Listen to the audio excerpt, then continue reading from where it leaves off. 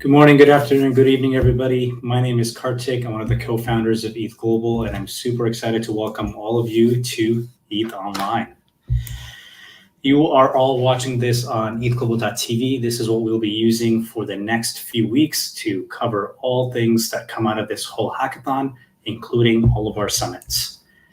Now, ETHOnline is an event by ETH Global, and we're an organization with a very simple mission. Our goal is to onboard thousands of developers into the Web3 ecosystem.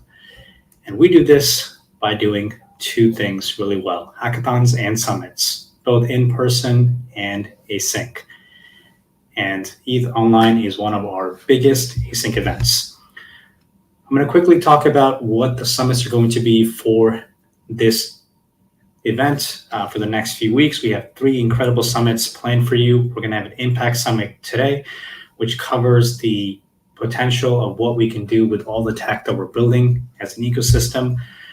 Next Friday, we're going to be talking about verifiable computing. So we're going to cover all things that are happening in the world of ZK, making things better with co-processing information and just making more and more robust proofs. And the Friday after that is going to be our Scalability Summit, which will tell you all things you need to know about what's happening in the world of scaling Ethereum. But for the next 15 to 20 minutes, what I want to do is cover some key things that you should know about the hackathon. This is our 5th ETHOnline. It's been an incredible 4 years since we started ETHOnline, and it keeps getting better and better and bigger. We have 1,400 hackers from 89 different countries, spanning 26 unique time zones, participating for the next 3 weeks. And just to show you where everybody's coming from, you can see representation from over 200 different cities from these 80 plus countries across 6 continents. It's going to be absolutely amazing to see who is participating in which part of the world and what they're passionate about in Web3. We get to do that over the next few weeks together. Not only that, we have incredible and amazing partners from so many different companies who are here to help you get unblocked, help you get the right help, discover the tools, bug reports, manage all that process for you from their end. And 159 people are there available to you to answer any of your questions as you build your projects. And on top of that, we have 6 dedicated technical mentors who are going to be available for you to get help from, no matter what time of the day it is. And the best part of all of this is that we are going to be giving away over $200,000 in prizes, and we'll be sharing more information on what these prizes are and what you can win in just a few minutes. I want to quickly thank the amazing partners who are making this whole hackathon possible. I want to give a massive shout out to Avail, Layer Zero, Mina, Sign, Chainlink, Chiliz, Galadriel, Hedera, Kinto, and Lit, Rootstock, SSV Network, XMTP, Blocklist, Demo, NVO, Phoenix, Morph, Nilian, Stacker, Tableland, Web3 Auth, Nethermind, and Powerloom. All of these protocols and organizations are coming in to help you build something absolutely amazing. And they'll be also giving away a lot of prizes. So let's get into what the next 3 weeks are going to look like for all of you. I'm going to cover everything you need to know from how to make the best use of this hackathon. We're going to cover team formation pieces, how you can get help, all the prizes you can win, all the talks and workshops and how to catch up there, judging and submission, and also summits, which are every Friday starting today. So let's start with communication. Everything is happening through Discord. Discord is set up so that only people who are participating at the hackathon have the right permissions to those channels. And you should be able to verify this by seeing if you have a ETHOnline 2024 header on your Discord sidebar. And that means you have access to all the right channels, and they are configured automatically to give you the right permissions based on if you're a hacker or a partner or a mentor or a volunteer. So everything is happening there, and anybody in those channels is going to be there if they are part of the hackathon. So you can not worry about who is part of this event and who is not. Only the selected hackers are going to be available there. And this is also where all of our partners and protocols are going to be active as well, which means if you have any questions about any of the protocols we just named, you can go ask them in their channel, and there'll be somebody on that team monitoring that to help answer all of your questions. This is also where all of our mentor and support channels are going to be. So if you're stuck on something and you have a technical question, or you can't figure out what this error means, or this bug is happening, or you want to check if somebody else is having the same issue, you can ask for any of those things in the dedicated channels for support and mentorship. On top of that, we have invites for all talks and workshops that are happening. A lot of them have already started. Some of them happened earlier today. There's going to be more next week and later today as well. All that is also going to be a calendar invite to you that's normalized to your time zone, and the entire schedule is on the website. We want this to be as async as possible, which means you don't have to necessarily worry about being up at odd times in the day, depending on where you are in the world, and catching up on something. You will be able to access everything that's happening at your own schedule. You can head over to online.ethglobal.com to quickly get to the website, and that has all the information about everything you need to know on the logistics. So let's talk about how the hackathon works and how everything is set up.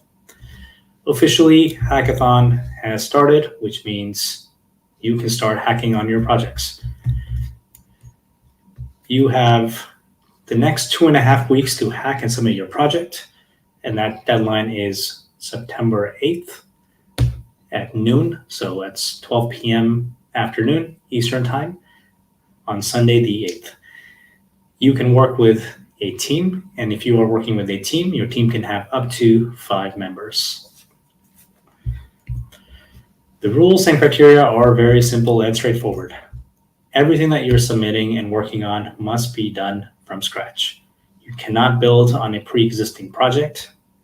That means you cannot add features to something you were already doing before, and you have to do something that you started as of today. This is to keep everything fair for every other participant, and we want to make sure that nobody is getting a head start by doing some work before or over the past weeks or months and submitting something that might have been not a similar representation of time commitment compared to everybody else who had the same starting point.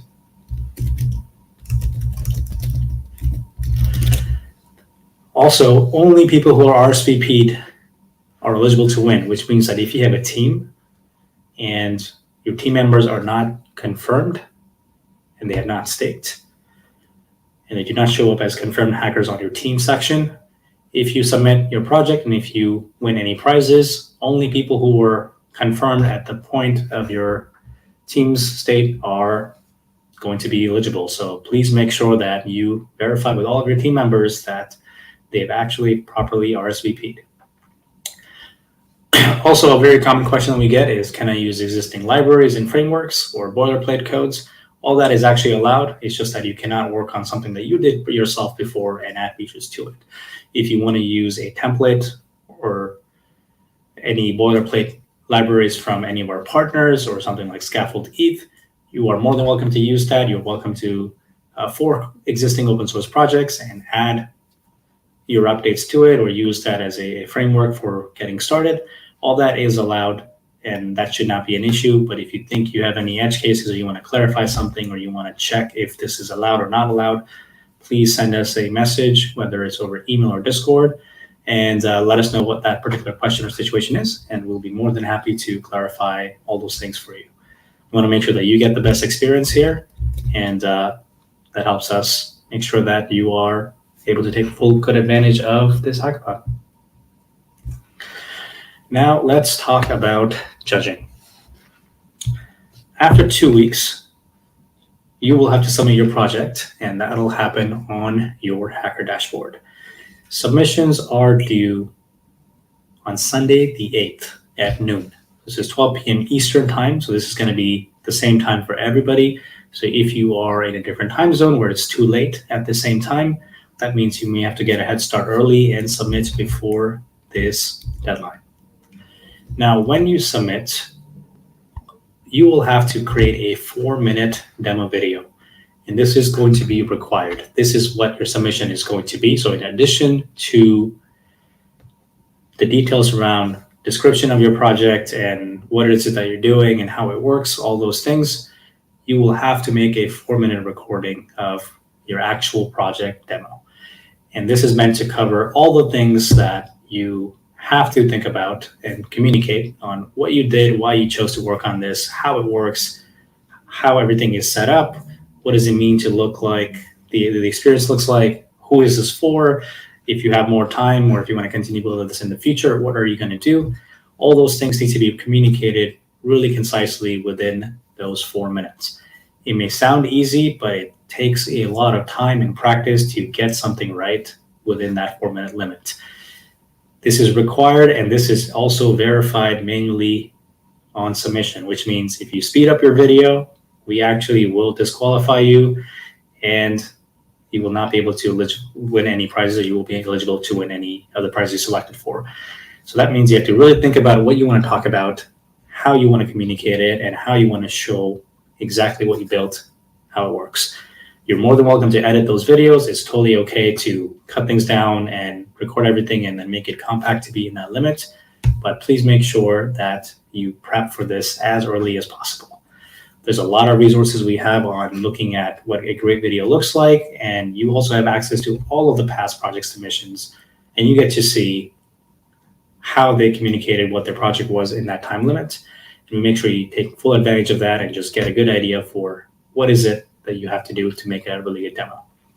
Do not prepare this last minute. On average, it takes about 1 hour to get your submission ready, because in addition to this video, you will have to write a lot more information about your project, on how you built it, how it works, what technologies you used, and especially if you are picking any prizes, you will have to indicate and actually link to the specific line in your code base that you are using a certain protocol as proof of actually using that protocol. So it takes a bit of time for you to find everything and put that in the right place to show how you're using something and make that a good submission.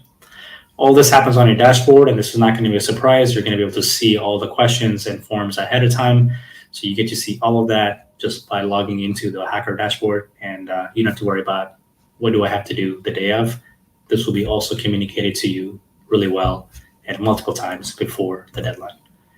Now, when you do submit your project, you'll be asked to make a choice for how you want to get judged. You will have the option to pick 2 tracks. You can go to the main judging route, which makes you qualified for being a top 10 team, and you get to pick a partner prize only route, which is async. And I'm going to cover what both of these tracks are. If you go through the main judging route, that means you are opting in to be one of the top 10 teams for this whole hackathon. And this is going to be a 2-round process, which means in the first round, if you opt in here, all of the projects that opt in will go through a first round review from our judges, and they will watch your submissions, they will watch the videos, they will look at the project descriptions, and they will filter projects on the quality, the prototype. If you have a live demo, some of them will be played with. They'll look at all the proper code and Git habits. So if you're committing one single commit with 100,000 lines and that's your submission, that means it's a disqualification. And they'll also obviously look at the presentation quality and just how much work and effort you put into really talking about what you built. After that first round of review, if you make it to the second round and you get promoted, you will be going into round 2 for a live judging session. And this is the second round for the main judging track. This is a live call where you will come on and show your demo to a set of judges live on a Zoom call, and they will be then asking you questions on what your project was and clarifying a few more things from what you built. This will be a different set of judges, so this is going to be a brand new set of group asking you these questions. And based on all the scoring for round 2, we will make our finalist top 10 team selection. This happens from 12 to 2:30 p.m. Eastern on Tuesday, September 10th. And this is a synchronous live call, which means that if you are opting in and you select this track and you also make it to round 2, you have to be on this call to show and answer the questions.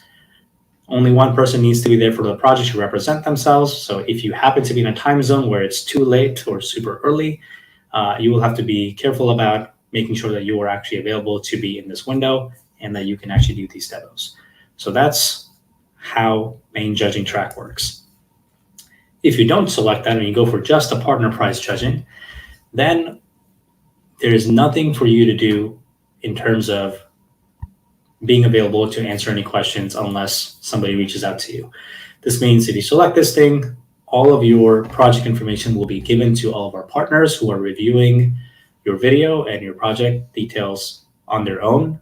And they'll be looking at all the content to see who is the best project that satisfies their criteria to win that prize.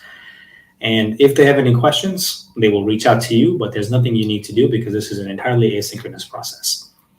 And this means that as long as you specify that I'm going to qualify for these projects and I want to submit these things, you are on a good track and they will automatically know all this.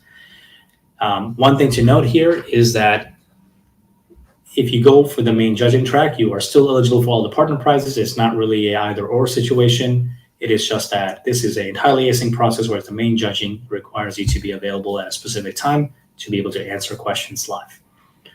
So anytime you are submitting a project, you can win any of the partner prizes and you don't have to worry about those things. But the short of all this thing is that everything will be a function of your 4-minute demo video. So make the video good. We want to make sure that you are representing everything that you've put your hard work and time and effort into as a team, and getting that out there for everybody to look at and fully understand why something that you're doing is important to you and why you care and why everybody else should also care about this. And the better you communicate this in the video, the better your odds of being more recognized and potentially winning more prizes. Now, there's a lot of you who are joining us for the very first time, and this is absolutely amazing because we want to make sure that these events are designed for people just like you to help them get into this space in a more easy and guided way. And that means because of this whole setup, there's so much out there for you to look at and get started on, because we have content for everybody, no matter if you're a beginner or if you've been in the space for years. All the talks, workshops, all those things are meant to be designed so that you can catch up and you can understand something from the beginner side to the later stages of some being advanced protocol usage, and all those things are there for you to look at. And we also have all these summits because you get to quickly catch up on what is happening with the best people and the best projects in a given category. And you'll get to hear today about what's happening on the impact of the tech we're building, next week on what's happening with all things ZK, and the week after on all the things happening on scalability. All of this information is obviously on the website, but you have a lot more information on our Hacker Info Center, which has anywhere from tutorials for getting started with Solidity development for the first time or using specific tools, to also specific blog posts and information on how to use different protocols and different categories and what you can do to quickly catch up on how to use something. And not only that, you also have a lot more information on everything I've just talked about, on how judging works, how projects are done, how you can ready yourself for submissions and answering questions, and everything that we're going to do, whether it's this talk itself, all of our summits, and all of the workshops. They're all recorded and made instantly available live for all of you to look at on ETH Global's YouTube channel, which is youtube.com/ETHglobal.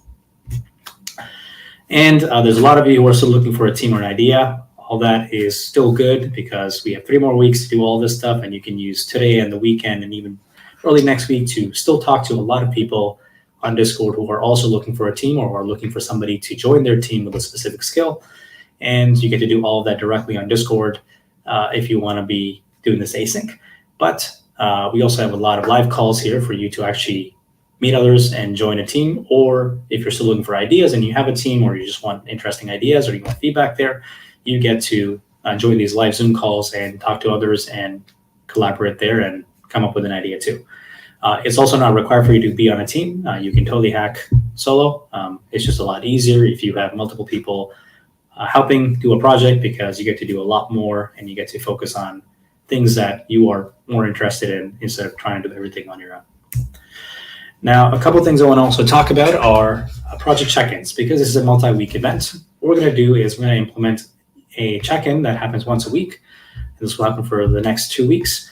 And this lets us quickly understand if everything is going well. This is kind of the equivalent of a stand-up update. You take 5 minutes once a week and just tell us if you are still on track, if you're still working on what you wanted to do, and if you need any help, whether it's I need to understand how this protocol works, or I asked this question, I haven't gotten an answer yet, or I don't know if it's possible, can somebody tell me? All these things are designed for you to let us know, and we get to unblock you and make sure that you are not stuck with some issue that is kind of preventing you from working on your project for more than a day. And this is also tied to your project completion, so your stakes and your check-in information is going to be tied to a sub-project submission, so make sure that you fill it out. Only one person from our team has to fill this out just once a week, and this happens early next week for the first one. Shouldn't take you more than 5 minutes. All this is going to be on your dashboard, and we'll also be communicating a lot more directly to you over email and Discord. Now, let's also talk about project feedback sessions, because again, this is a multi-week event. We want to make sure that you have the right support. And even though everything is async, we're going to be hosting 2 feedback sessions. These are going to be live Zoom calls. One of them is going to be on Wednesday on the 28th. That's next week from 3 to 5 p.m. Eastern. And the other one is going to be the week after on the following Wednesday on 4th of September from 9 to 11 a.m. Eastern. And this is a call where you can join and ask any questions to our mentors or some of the judges or some of our partners, and also showcase what you've been building so far and tell about your progress. And we get to give you more feedback there and help answer and address any of your questions. So anybody can just join these directly, and this will be a 2-hour call where you can come in and out, and you get to take advantage of this as well. And as we kind of wrap things up, I want to talk about our code of conduct. Everything that you're going to need to know for this event is available on ethglobal.com/rules. It talks about the entire rule and code of conduct for how to behave at this event. But the gist of it is, please be respectful, whether it's an in-person event or an async event. Our rules of engagement apply to all of these, and harassment or abuse in any form is not going to be tolerated. And the most key thing here is that anything that you build here is solely owned by you and your team equally, which means that no partner or sponsor or anybody else, including ETH Global, has any rights to your work. You get to fully own everything that you build here, and you're free to do whatever you want with your project submission after. This is just kind of everything high level that we want to cover for everything you need to know here. But if there's anything that we missed, you can ask those questions directly on ethglobal.tv or reach out to us on email or Discord, and we'll be happy to answer all those things for you. Everything I also talked about is publicly accessible also on online.ethglobal.com, and you get to catch up on all those things at your own pace, including all talks, which are going to be made available on the recording.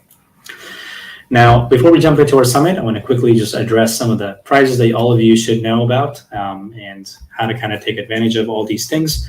So I want to quickly talk about Avail. And Avail is giving out a lot of prizes for having anybody build a roll-up SDK using Avail TA. So you can win a total of $3,000 for this category, where the first place is going to get $1,500, second place is going to get $1,000, and third place is going to get $500. And there's also $500 available for the best core tooling project to make Avail TA SDKs better. And there's going to be a pool prize for anybody who builds with Avail to split the $1,000 equally. Then we have Layer 0. And Layer 0 is giving $20,000 in prizes, where you can build the most innovative omni-chain solution, where the first place is going to get $13,000. That second team is going to win $6,250, and the best developer feedback related project is going to get $750. Then we have Mina. Mina is also giving away a lot of prizes, and everything is going to be built on top of ProtoKit to qualify. So first place is going to get $7,000, second place is going to get $4,000, third place is going to get $2,000, the fourth place is going to get $1,000. Then there's also $6,000 to win for building on ZK Gaming. And first place is going to get $3,000, second place is going to get $2,000, and third place is going to get $1,000. Then we have Sign Protocol, and anybody who's building on Sign will be splitting $5,000 in the pool prize category, and this will kind of go equally split to all projects. And there's Best Technical Projects, Best CK Attestations with Schema, and the Most Creative App using Sign will all win $1,000 each, up to 3 teams. And the best use case for meme coins and consumer application will also be receiving $1,000. So Avail 0, Layer 0 are doing $20,000, including Mina and Sign each. And then we have Chainlink, Galadriel, Chiliz. They're going to be giving up to $10,000 in prizes. Hedera, Kinto, Lit as well. Rootstock, SSV, and XMTP are also giving up to $10,000 in prizes. And then Blocklist, Demo, NVO, Phoenix, Morph, and Nillion are going to be giving up to $5,000 in prizes each. And Nethermind, Stacker, Tableland, and Web3 Auth as well. So all this information is on the website, and you can click on each of those prizes to learn about what does it mean to qualify, what do you have to use, all the links that you need to know to get started, including boilerplate code and SDKs and past examples, and also their workshop recordings, so you can actually see how to use the SDKs at your own pace. And before we kind of end this off and go into our very first summit talk, I want to remind everybody to kind of pace yourself. This is meant to be an event intentionally scheduled for multiple weeks so that you get to take advantage of the time and learn and catch up and ask questions before you kind of jump in and do something. So don't treat this like a sprint. This is meant to be a good learning experience for all of you. We want you to have fun. And the primary goal here is experimentation. So prioritize learning something new before you dig in. And we look forward to seeing what everybody builds. So happy hacking. And for all the hackers, everything is going to happen here on Discord from now onwards. And with that, we are going to get started with our Impact Summit. So the next 2.5 hours are going to be an incredible set of talks covering all the things that the technology we've been building for past few years and a long amount of time are going to actually impact how we think about the world and just the reach that we get to broaden with all the things that we're doing. And this means we get to come up with brand new use cases. We get to apply those things to different sets of groups, cultures, products, and businesses. And this is what the Impact Summit is going to look like. We're going to have 5 incredible talks. We're going to talk about how we can transform physical things using digital assets. We're going to talk about the impact of stablecoins and how we're connecting real world with oracles to things on chain. Payments is going to be a big theme here, especially with all the things that we're seeing with layer 2s and crypto. So we're going to talk about the impact and the future of what payments looks like.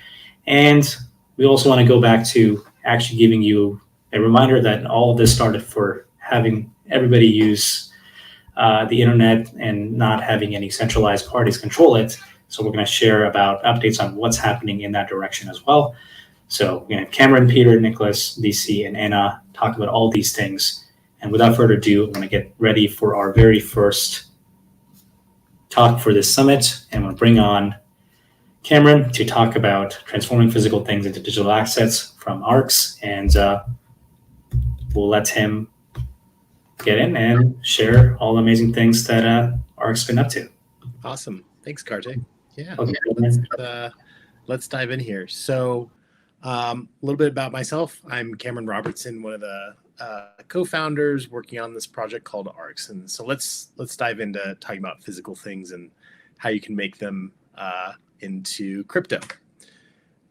So I want to start off by having everyone think about what was the first way that you use Ethereum or blockchain in general. A lot of us, it was NFTs. Maybe back in 2021, 2022, you bought an NFT. Meme coins, that's been another hyped up thing, or stable coins, which is a big one around the world now. USDT on Tron. And the interesting thing about all of these touch points is they're all effectively digital today. Did you hop onto OpenSea? Did you learn about a meme coin from Twitter? And this is great for people who are online continuously, but obviously if you aren't and you go to a regular job out in the world, you're not interacting with crypto on a daily basis.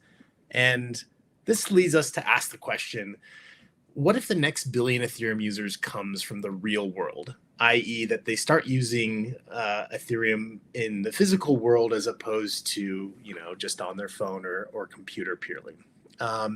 And this comes from a hypothesis of ours that we actually put forth back in 2019, which is, can we test this theory to make crypto into something real? And we had the belief that it's possible to make crypto into cash or make crypto work like cash. And the thought process behind that is everybody knows about crypto as money. So what about making it feel and visualizing it in the same way that we do money?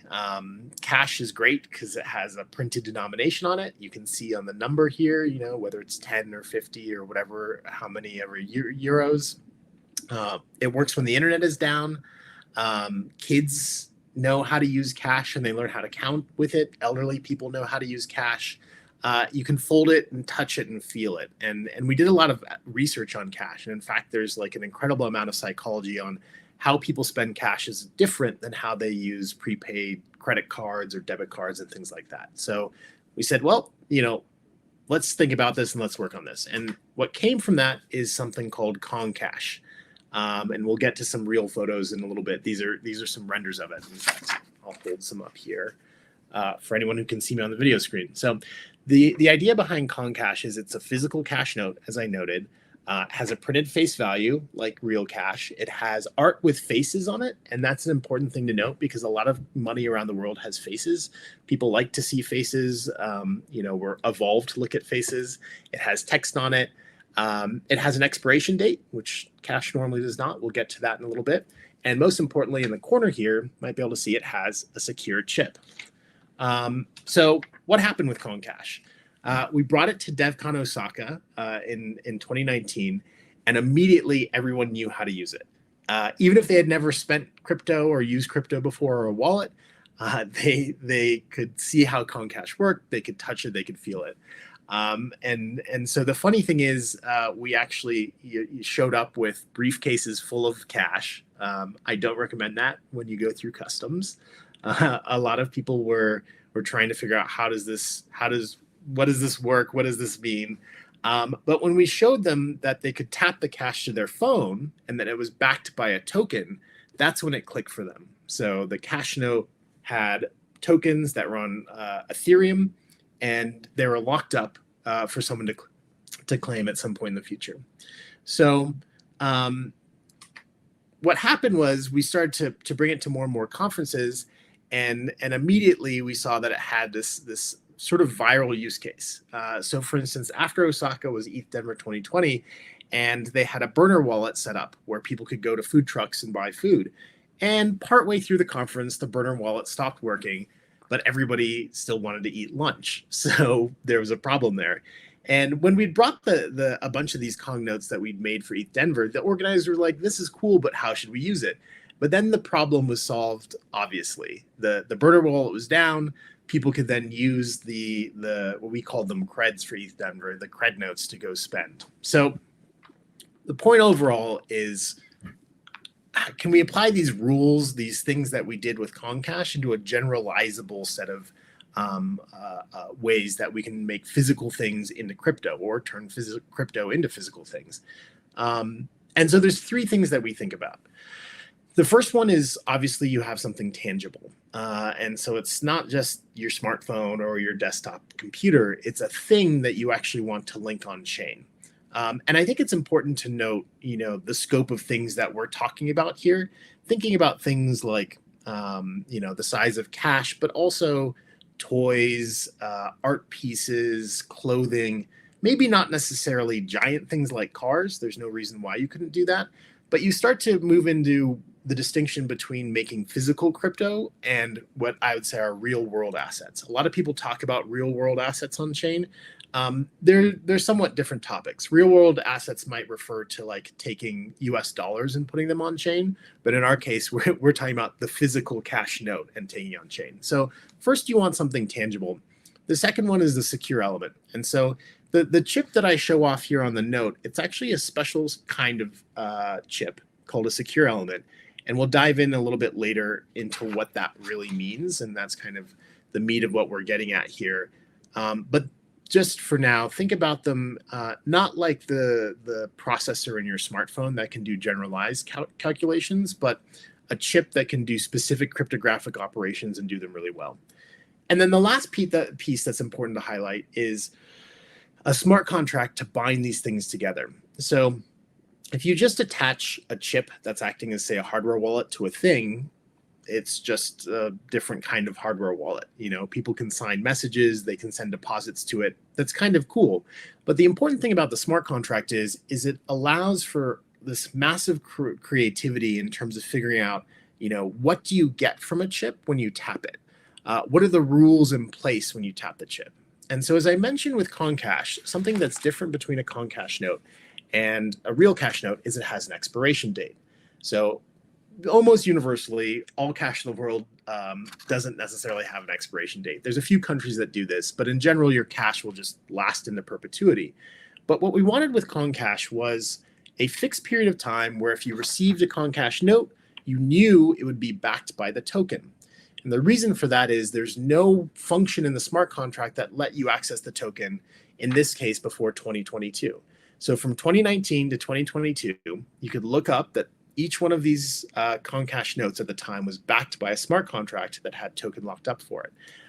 And so that's just one instance where you can create a time lock, for instance, to lock things together. But we'll get into some standards that are exploring other ways of leveraging smart contracts to do that. So secure elements, what are they? Why are they unique? Effectively, they're a broad classification of chips. There's lots of different kinds of secure elements. But what's important to note about them is they do a few things really well. They generate cryptographic key material on their own, typically, and they can do things like sign messages. And obviously, for Ethereum and blockchains in general, signing messages is really important. It's how you do transactions.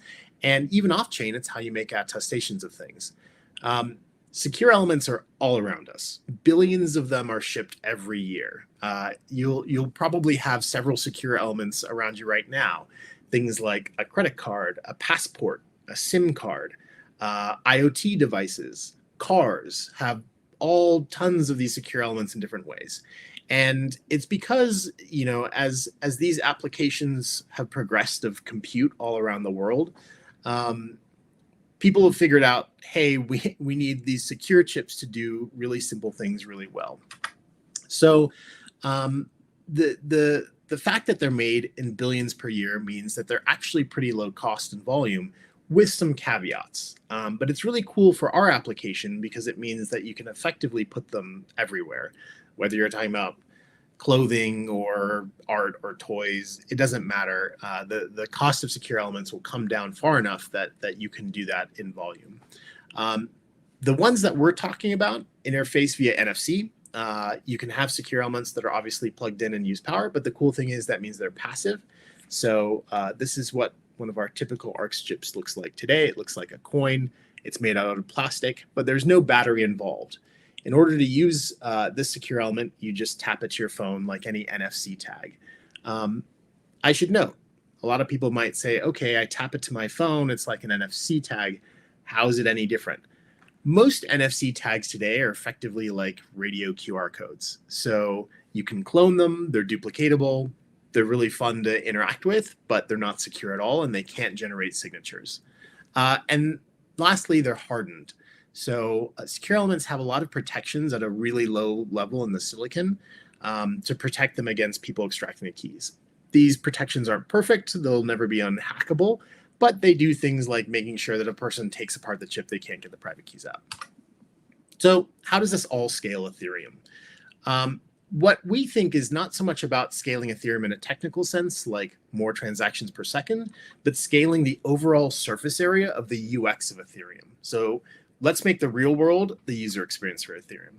And the way we think that happens is ubiquitous chips, and let's start calling them signers, ubiquitous signers everywhere. So chips embedded in all sorts of things to create these interface and touch points.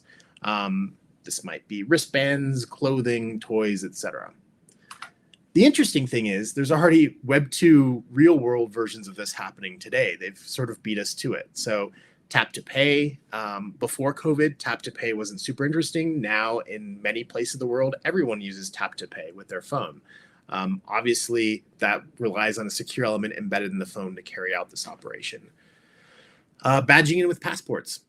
So a lot of countries now have e-gates where you can quickly badge through. Those have chips in them. Nintendo amiibos, I love them. They're little toys that have had NFC chips for years, and you can tap them to engage with them. And authenticated fashion, we're starting to see that crop up. But the reason I like to highlight the Flipper Zero here, which if no one's heard of it, it's a really cool little hacking tool, is a lot of these chips and the way that these applications are using them is highly insecure.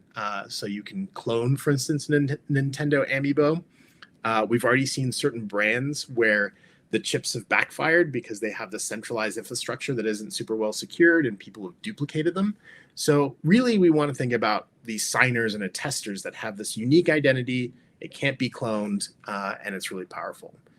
And so some real world examples of like really interesting ways these have been applied. So ETH Global, if you happen to make it to any of their in-person events, they have wristbands now, which embed these chips. They tested this in ETH London with a simpler chip, but then they realized, hey, we want to create these real on and off-chain attestations.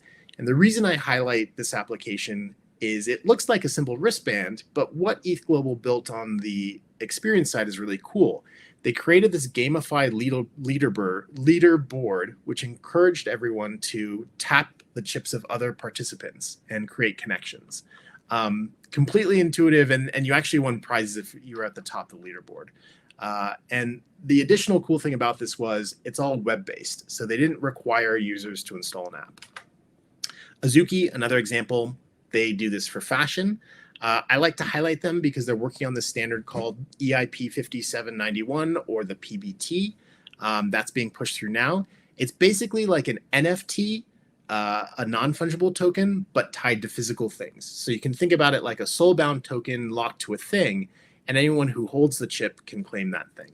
And as an IP brand, a decentralized IP brand, it means all of a sudden you can take these sort of digital artifacts and start to bring them into experiences IRL. And so I show they made a solid gold skateboard as their first PBT, which is really cool. But they also have less expensive ones like sweaters and vinyl toys. And the thought is, as you travel through their ecosystem, you can tap chips and re-engage them back on chain. Cursive is a really cool group that came out of the Ethereum Foundation PSE, Privacy Scaling Explorations group. And they've done a lot of really interesting stuff at the intersection of ZK and these chips. And we actually worked with them so that all new chips later this year, including ETH Global wristbands at, say, DevCon, they will have baby Jub signing capabilities. And what that means is you can easily verify chip signatures in ZK circuits.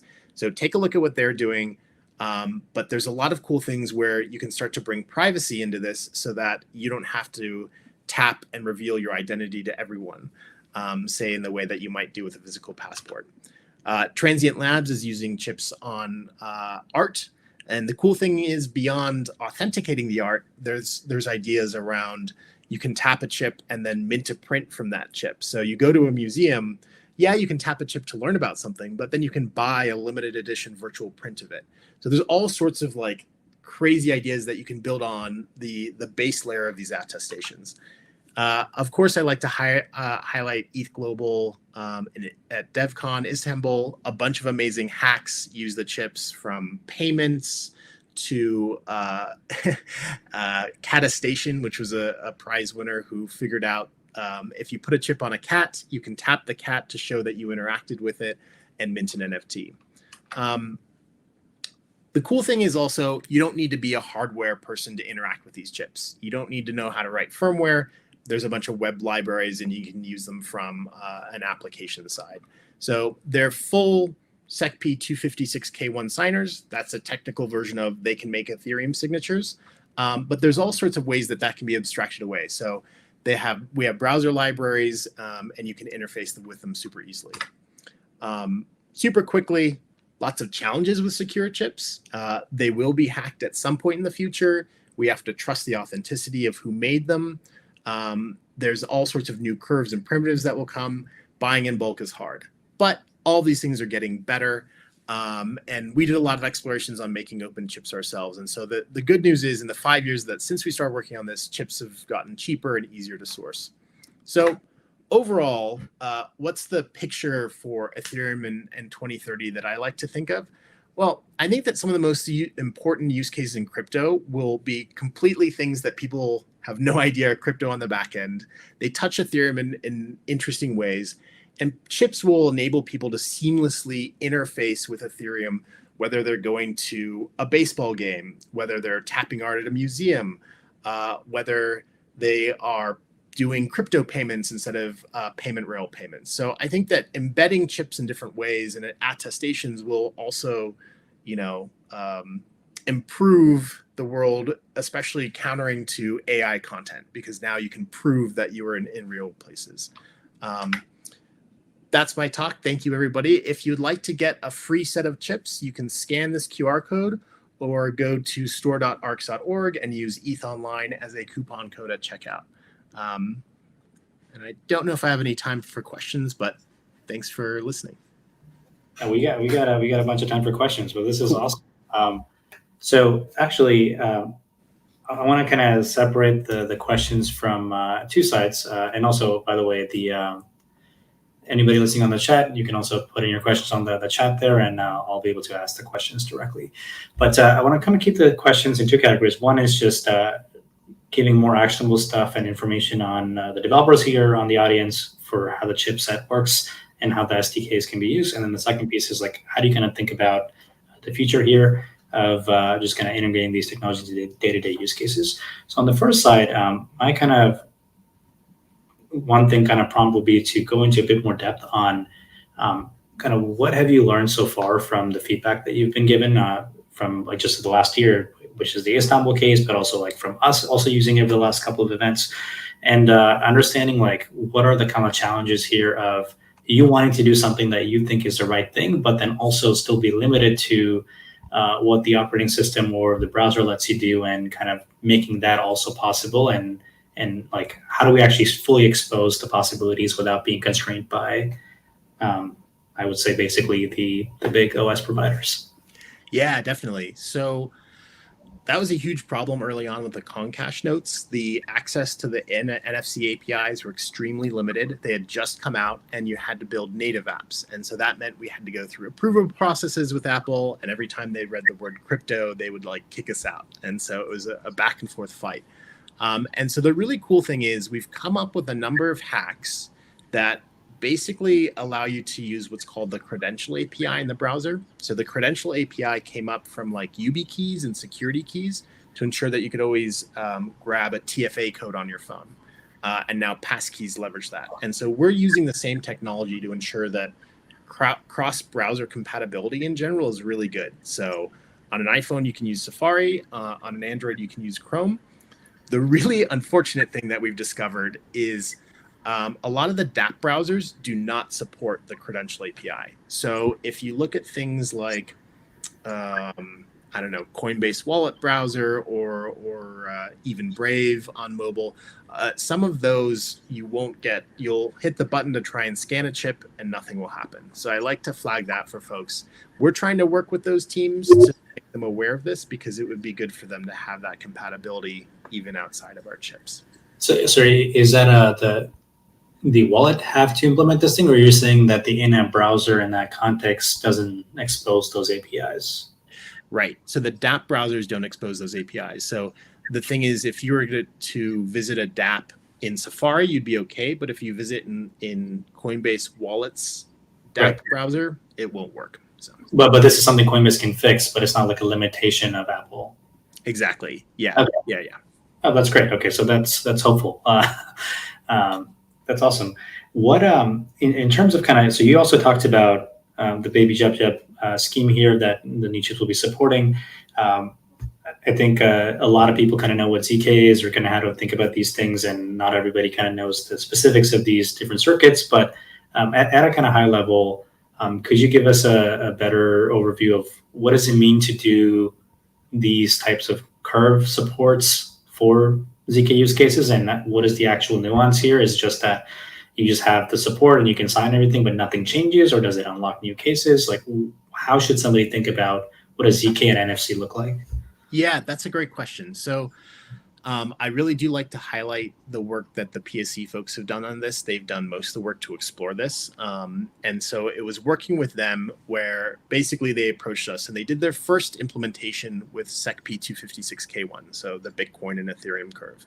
And they said, okay, we're able to do this, but it isn't as privacy preserving as we like, or it's very expensive to execute in a ZK circuit. And so what I learned from this, and to be fair, I'm not an expert in ZK, is that there's a lot of work that's come out to create more optimal ways to verify signatures in ZK circuits. So a big challenge with ZK circuits is you're sort of computationally constrained with what you can do, and certain operations are much more intensive than others. And if we want to scale ZK circuits to all sorts of applications, we should probably start by doing much more optimal ones. So the TLDR of that is Baby Jub Jub is a signing scheme. It's like SecP 56K1, 256K1, but it's using slightly different signing parameters. So in the case of ECDSA, depending on how a curve is the parameters of the curve, you can modify the the result. So the common one other than the Bitcoin curve is P256. That's used in like IoT and TLS and all these other things. So Baby Jub Jub is a new version of this, and it works much more optimally in a ZK circuit.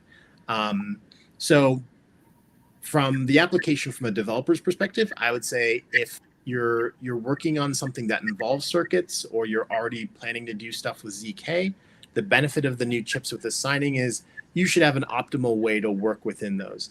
I don't know enough about the ZK projects out there and what kind of curves they support, but Baby Jub Jub came out of PSE, and a lot of people are pushing for broad support of that one. What it doesn't do, and I'd like to flag this, is we aren't doing crazy things like homomorphic encryption or actually calculating zero-knowledge proofs on the chips. That is unfortunately not yet possible because these are tiny chips with limited compute, but who knows, given another few years, that some of that stuff might be possible. So maybe to summarize and just kind of clarify one piece, this means that if somebody's making an application that is leveraging the new Baby Jub Jub scheme, now the chips can sign that, whereas they couldn't before. So it's on the other side of it that this matters, that you now have the ability to actually contribute information to a ZK project, but it's not necessarily the other way around, which is you're not doing something ZK specific to NFCs. It's the direction is the chips to the application. Is that a good way to kind of think about it? Or right. Right. I think that's a good way to think about it. So if you already have kind of a privacy preserving application in mind and you want to do something IRL with it, now the chips will more readily and efficiently plug into that application. Awesome. And I guess beyond that, is there anything else that we can look forward to this year or early next? Yeah. So one of the things is all of our Comcash notes were flexible, except for the chips. All of the chips that we provided today have been rigid. The really cool thing is everyone's like, hey, I want it to be like a regular NFC tag. So this is a preview of one of our flexible chips. They'll be readily available towards the end of the year. And the cool thing about that is it just allows for more applications, whether you want to apply it to like a bottle or a piece of paper or other stuff. This one is cool. It's resilient and rigid, but flexible chips are coming. And in general, we love to help projects with lower cost chips or sponsoring different things. So if somebody wants to learn more about chips, we're happy and here to support. Amazing. Well, Cameron, thank you so much for that overview, and I can't wait for most of these things to be basically ubiquitous to all of us. Awesome. Thanks, Kartik. All right. Thank you. Want to get ready for our next talk. And for this one, I want to bring on Peter from Circle to tell you about all the incredible things happening in the world of stablecoins and how USDC has been a massive pillar and all the new things that Circle is doing. So without further ado, let's welcome Peter to share all the cool things that they've been up to. Welcome. Hey, thanks for having me. I appreciate it. And I appreciate everyone joining on a Friday afternoon. I think exciting things are coming, and I'm glad everyone's excited to be here and interested in all the things that are happening. Absolutely.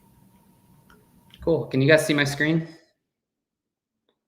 All right.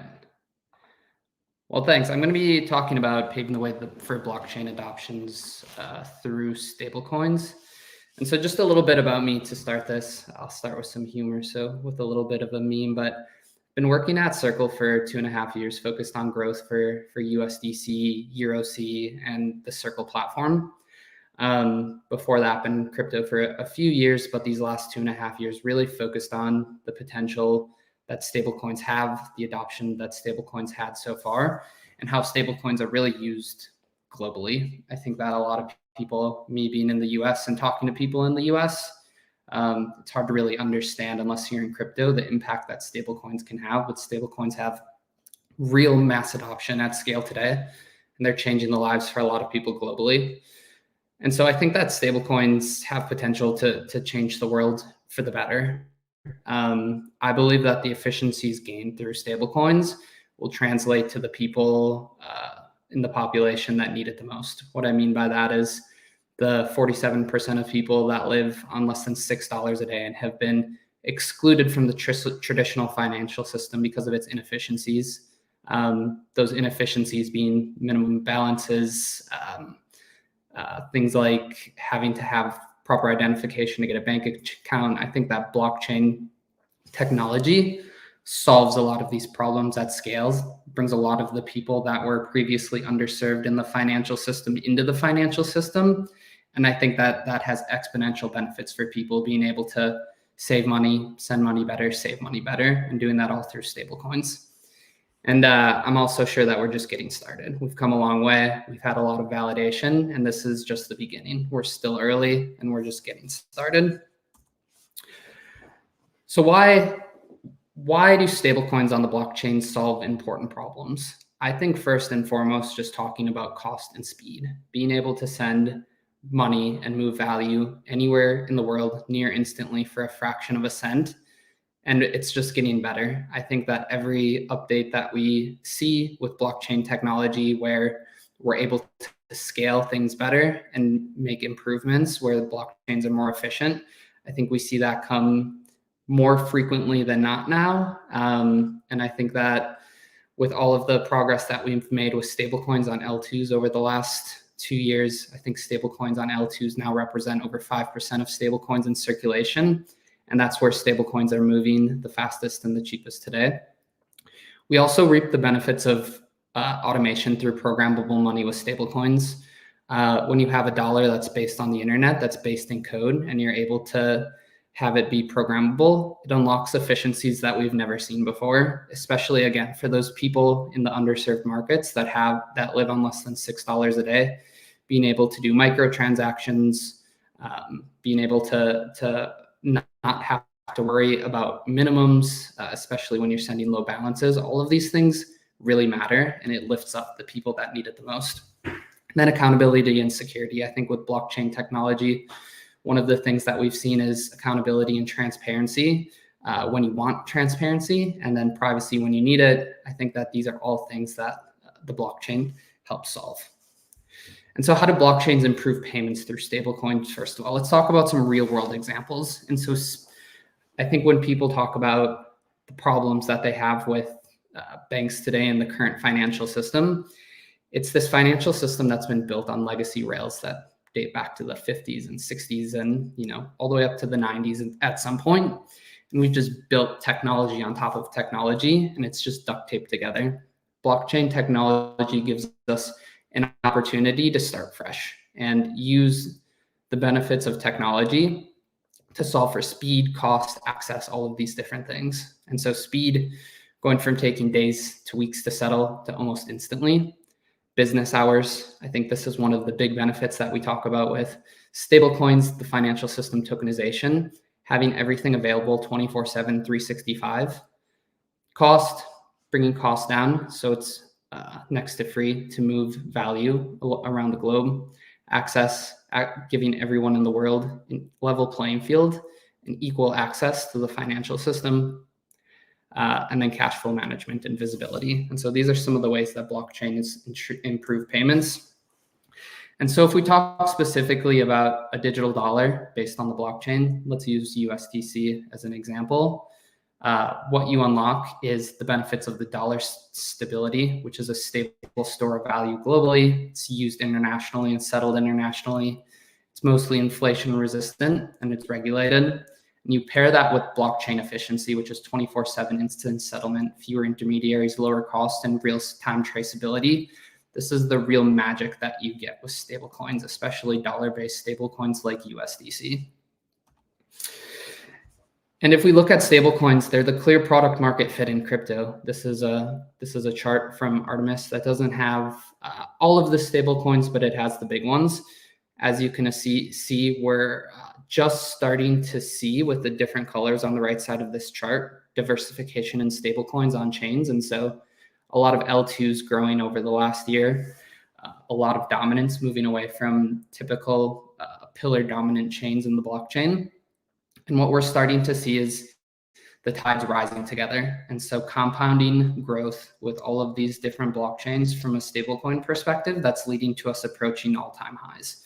Amongst these blockchains, we're sitting at about 162 billion in total market cap, and we're about 4 billion off from all-time highs if you look at this view. And so stablecoins are something that have experienced tremendous growth over the last 5 years. They're starting to grow again in new ways that they haven't before. And the future is exciting as we approach all-time highs again. So what I want to do is I want to talk about 3 specific use cases with most specifically USDC, but stablecoins in general, and the benefit of dollar-backed stablecoins most notably.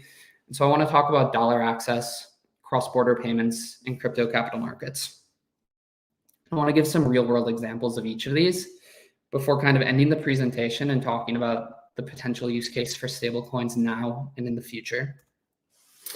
And so if you think about dollar access, think about the countries that have inflation, that you live in this country for a year, you work, you earn a living just over that year, and holding that money in a traditional bank account in your local currency, you experience anywhere from 50 to 90% inflation. Just like that, in a year, the money that you've earned is worth less than 50% or even more in some cases than it was the year before. I think in the US over the last couple of years, just experiencing a little bit higher inflation and really noticing the difference in it, I think it really puts into perspective the problems that some of these people in countries face. And so what these people need is a stable store of value. Traditionally in these countries, people have already turned to the dollar to try to protect their savings accounts. And they've done it in ways that are unscalable, inefficient, and sometimes just not safe. Having people go to physical dollar dealers and different ways to try to access these dollars, paying high premium just to get the dollars because people don't want to hold the local currency, and then finding somewhere to save physical dollars, whether it's underneath their mattress or in a safe or somewhere. It's just very inefficient. What USDC and digital dollars give people the opportunity to do is hold those dollars in a secure wallet and be able to protect themselves from the local devaluation of their currencies. What that allows people to do is, 1, protect themselves from the inflation, 2, be able to spend that money digitally, and 3, be able to access things like crypto and DeFi to potentially do more with those dollars and invest them when they weren't able to before. And so in Argentina, we have a partner that we work with at Circle called Lemon. Lemon's one of the larger exchanges in Argentina, and Lemon gave access to their digital dollars, access to their users. And so people could hold USDC and digital dollars in their account. You could use your Lemon card to spend that. And they have a lot of activations and different things going on around this. And it's one of the really great use cases where people can use crypto. Crypto solves a real problem for them, and holding stable coins improves their lives exponentially. And since Lemon has introduced this to their users, it's taken off exponentially. All of these stories I tell are stories that are also told in the case study section of the Circle website. And so if you want to dig deeper into any of these, feel free to check out the Circle site.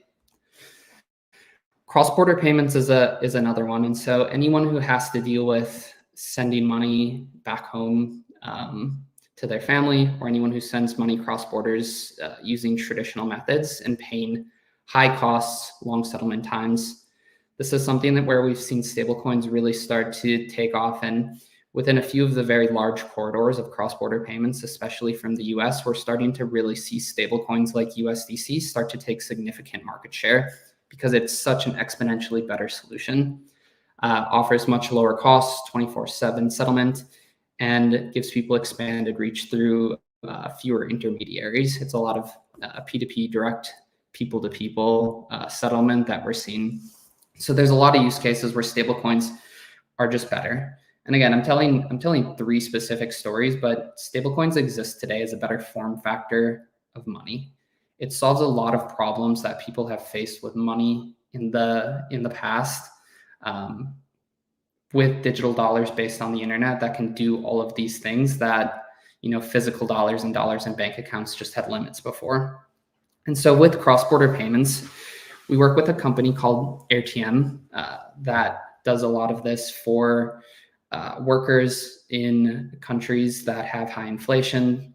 They do this to pay out contractors or service workers or anyone who wants to get paid out in digital dollars We have a really great story on this on the Circle website as well for healthcare providers that had to work during COVID and were experiencing high inflation while also delivering mission critical care to people in these markets, and they needed to find a better way to get paid out for this stuff and get protected, and USDC was that solution. And so you can also kind of pair cross-border payments with the benefits of access to digital dollars to protect for people in these countries to protect themselves for inflation. And once you pair some of these use cases together, you start to really see the benefit even more. If someone's getting paid cross-border and they don't want to get paid in their local currency, they'd rather hold dollars. It's just a win-win to pay cross-border, do that more efficiently, and also let the end user hold their value in US dollars. The third one I'm going to touch on is just access to crypto capital markets. And so giving people access to the benefits of crypto and DeFi and all of these possibilities that didn't exist before. I think that if you think about USDC as the bridge to crypto, I think we have a lot of validation of this being true. As you think about onboarding new users to crypto and getting them familiar, the easiest way to transact with something is doing it with a digital dollar like USDC. If I'm new, if I'm downloading a Phantom wallet or I'm downloading another wallet and I want to do my first crypto transaction and I buy a meme coin that rugs and all of my money I invested goes to zero, that's a terrible user experience. If I'm working in one of these wallets and I buy USDC and I see what it feels like to participate in crypto and use blockchain technology and do it in a way that's familiar with me, I don't lose my money. Let's say I can, buy something with USDC then, or try to participate in DeFi somehow. That's a much more natural progression for someone to understand the value of crypto and blockchain technology than it is to onboard other ways. And so working with Nubank, one of the largest fintechs in Latin America, with over 100 million users in Latin America, based in Brazil. They said at Circle Forum, one of the events that we did in Sao Paulo earlier this year, that 35% of their users' first transaction is in USDC when participating in their crypto product. And why that is people want to do something that's familiar. They say, hey, I want to try this out. I want to see what it's like to buy a cryptocurrency, but I don't want to lose all my money. USDC is the easiest way to do that. And just so one more example that we'll give is ARF. ARF is providing real-time liquidity for cross-border payments. They're solving a real problem with cross-border payments that I won't go too deep into, but that problem is pre-funding with cross-border payments. This is something that exists in cross-border payments. This is something that exists in settlement. This is something that exists in FX. And what we're talking about when we talk about these three things, so we're talking about three of the biggest markets in the world. Money movement is the biggest market in the world, and these are the three biggest ways that money move. Pre-funding is a real problem that things like stablecoins solve with instant settlement, cheaper transaction costs. And so these are the ways that USDC and stablecoins are really being used today. Outside of today, there's also a future-looking use for stablecoins. And what I mentioned earlier is there's never been a form factor of digital dollars or money based on the internet. And I think what that unlocks is better use cases today that we're familiar with, things that feel schemorphic, digital asset trading. And so moving from things like stocks that are available 9 to 5, Monday through Friday, to 24/7 trading, 365 days a year. That's a skeuomorphic use case that we're familiar with. And it's just a better way to do things than its current use case today. Same with store of value, same with cross-border payments. I think that there's more future-looking use cases that are just things that haven't existed before, that things like digital dollars and programmable money and money based on the internet allows us to do. Things like arming every AI agent with a digital wallet so that they can use stable coins to transact when they need to. Building bots, which we've seen a lot in crypto markets, and kind of what the implications of that are. Capital markets. And one of the things that people are most excited about are real world asset tokenization and what the future looks like for that. how people can use stablecoins to really on and off ramp from any real world asset 24/7, 365. I think we're just starting to see early indicators of the possibilities that this technology enables us to unlock. And I think that there's things we haven't even thought about. I think that what we see with Polymarket and so many other technologies that have emerged in this last cycle that are just things people haven't thought we could use this technology for. I think that those will keep coming up, and people talk about crypto's use case, crypto's killer use case. I personally think stablecoins are crypto's killer use case, but I think that stablecoins and blockchain technology and all of the things that we've built will lead to a consumer app that helps bring on the next billion users. And I think that stablecoins will be fundamental to that.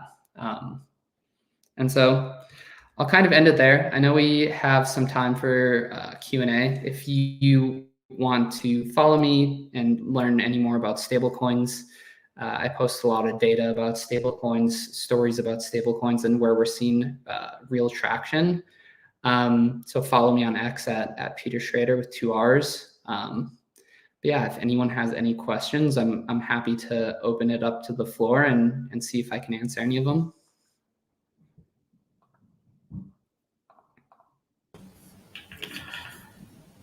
Peter, thank you so much for that. That was awesome. I think we actually have a couple of questions that came into the chat, so I'll quickly just pull that and ask those. But yeah. One thing I kind of wanted to start off with was by understanding kind of how should somebody think about here the world where we obviously have seen the success of USDC, but at the same time, like, there's so many other currencies that are still out there, and you've kind of also ventured into the euro coin here, and there are probably other currencies to explore. So does it make a difference to a developer to kind of think about this thing, or as a stable coin, just from like the naming standards, like the fact that it's just representing their local currency there, or is stability to a developer also equally important? Yeah, I think so. I think that if you think about the benefits of stablecoins today, 99% of stablecoins today are US dollar backed. And that's because that's where there's the most demand today. That's where there's the most liquidity. And that's what people use the most. And so from a developer's perspective, I think if you're looking to use a stablecoin that really delivers value today, USDC and dollar-backed stablecoins are where there's clear product market fit. I think if you look towards what the future looks like and where we're seeing traction, EURC is quickly gaining traction, especially these last couple of weeks as we've launched on Base and we're gaining liquidity there. And now EURC is over a $50 million market cap, and that's growing pretty quickly. I think with all of these other currencies, there is value of having stablecoins for all of these currencies. If we talk about settlement and FX and all of these different ways that money moves, it's a little bit of a chicken and the egg scenario from a liquidity and usage and usability standpoint, where the concentration today is really just with dollar-backed stablecoins. But we will see a world that moves. I think of it similar as I do with like chains. Like at first, and we're seeing this with L2s now. At first, all of the stablecoin usage was dominated by a few chains. Now it's starting to diversify a little bit more, especially on L2s, and that kind of comes with time as these technologies mature and people adopt these technologies and more things get built on top of them based on prior success. Well, that makes a lot of sense. That's definitely super useful. In terms of kind of the stuff, this is more about, I'll kind of throw this out there, but I'm kind of curious. We've seen the growth here that's been incredible for USDC, but have there been any things that you haven't seen that you would like people to do more of? Or are you kind of just happy with the fact that, hey, just people are sending money to each other and that's good enough of a use case and big enough of a market that we're good here? Yeah, I love the potential that stablecoins have to be used in real life and for everyday purchases. I think we're starting to see some of that happen, and people are doing really cool things around that. Coinbase doing their coffee days recently, a campaign on Base where you can pay for your coffee at a few coffee shops with USDC, and really just starting to talk about the benefits of paying with stablecoins like USDC. And so in the US, and I'll just talk about in the US, but there's typically a 3% average service charge that small businesses take for accepting credit cards. And so when you use things like USDC, there's a lot of potential to play around with that 3% that merchants save when you pay with things like USDC. Do they pass that value back to the user? Do they set up loyalty and rewards or something like that with the 3% that they save? Do they just, make 3% more money? There's a lot of efficiency gains that happen when you start to pay for things with stable coins, especially at scale. And then that money either goes back to the merchant or the user somehow, or I think we're going to start to see more incentive for people to spend stable coins in the real world. And there will be benefits of doing that. Amazing. And what's a good framework to kind of think about from a developer standpoint here? Is there any gotchas or nuances or kind of things that you think people should be mindful of when they're thinking about using this on multiple different L2 chains? Because we're seeing obviously so many of these new pop up, and we're going to see a lot more cross-chain information and interactions. What does this do to the developer experience, or just even the actual integrity of USDC here in this case? And what's a good thing to be aware of? Yeah, I think that's a great question. I think we have to move towards a future where this becomes a thing that developers think about and the user doesn't have to. And so you go on an exchange today and you look for USDC and you might see USDC on 15 different chains. It's a really bad user experience, especially if it's someone's first time and they don't know the difference. I think that from a developer perspective, what we can think about is some of the innovations like cross-chain transfer protocol that Circle has that allows you to swap from different chains seamlessly, and using technologies like that to think about the future of how people use USDC. And so let's think about a world where I want to purchase something or buy USDC. I'm a user. I'm not that familiar with crypto. Is there a way we can think about the back end where the developer uses a mechanism to find the chain where USDC is the cheapest, automatically buys it on that chain? If I have to send it or use it for something else, and there's cross-chain mechanisms to do that, figuring that out on the back end. And from a user perspective, all they're doing is sending, spending, and saving USDC they have no clue what chain they're using or anything to do it. I think that's the user experience that we need to work towards to get mainstream adoption. I think it's happening. We see a ton of success with cross-chain transfer protocol, and it continues to grow. I think that continuing to abstract that complexity away from the user experience is just something that we need to obsess about to really get mainstream stablecoin adoption. Yeah.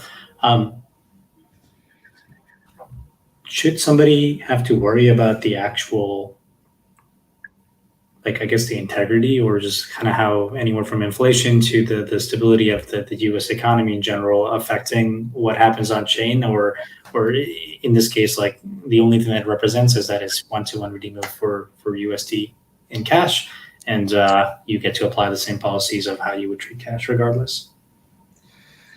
Yeah, I think that, at least from my perspective, the dollar is what I've always used, and it can do everything that I need it to do. I think from a usability perspective, we just have to think about what is the most usable, whether it's online or in real life. I think that those are the things that I'm concerned about. If we look at the use cases that I talked about, inflation, for example, in the US, there's been a little bit higher inflation the last couple of years, but it's coming back down. If we think about spendability, the US dollar is the most spendable currency around the world. And then access to DeFi and crypto and just getting people to participate in that. USDC is one of the most liquid assets that you can use to do that. And so at least for the use cases that I'm talking about, stable coins and dollar-backed stable coins right now, I work and look like they'll continue to work for the foreseeable future. Amazing. No, that's a pretty easy answer for what you understand. Actually, this answers one of the questions we got from the live chat. So that's actually amazing. And maybe one last thing I'll kind of ask you is what can we look forward to over the next couple of years? Is it just we're going to see more currencies represented, or is there kind of developer experiences getting better, or something else that we haven't kind of thought of? Is there any preview we can get? Yeah, I think from a stablecoin perspective, one of the things that I'm excited about is just for more applications to start integrating it. And so seeing companies like new banks start to roll out digital dollar accounts to 100 million users, seeing all the cool things that Coinbase and Base are doing to incentivize people to use USDC. These are the things that I'm excited about for stablecoins, along with the real world utilization of them. As for developer experience, I think as I look at infrastructure like wallet offerings, Circle offers a few different products. We offer programmable wallets. We offer smart contract platform. We're one of many tools, and so we're very incentivized to improve those product offerings really rapidly, innovate, and give developers the tools that they need to build.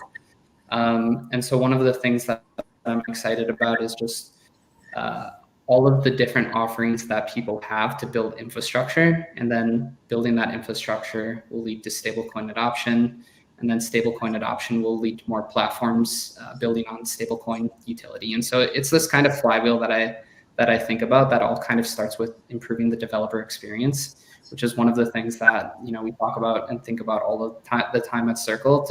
Because to be able to use stablecoins and leverage stablecoins, you really need that infrastructure. And so those are kind of the two things I'm excited about, is just giving developers better tools so more of them can do this. We can onboard more users, and that just leading to more stablecoin adoption and usage. Awesome. I think that's a pretty positive and exciting note to end on. And thank you so much for taking the time and going through that amazing presentation.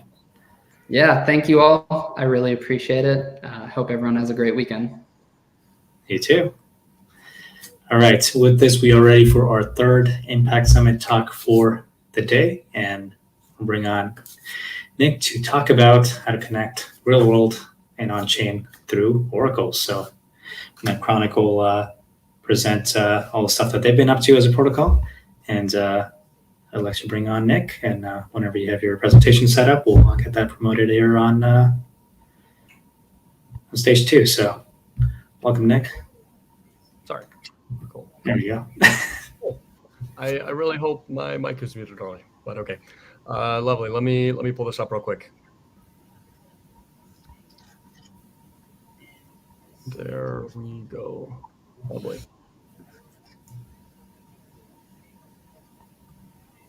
Amazing. You are good to go. All right. Great. I don't think we have the full screen here, actually. Oh, we you are do not. Okay. Share that individual screen after. We do not. You have to share that screen after you go full screen. Interesting. Okay. Let's try that. So let me stop sharing, present, share screen. There we go.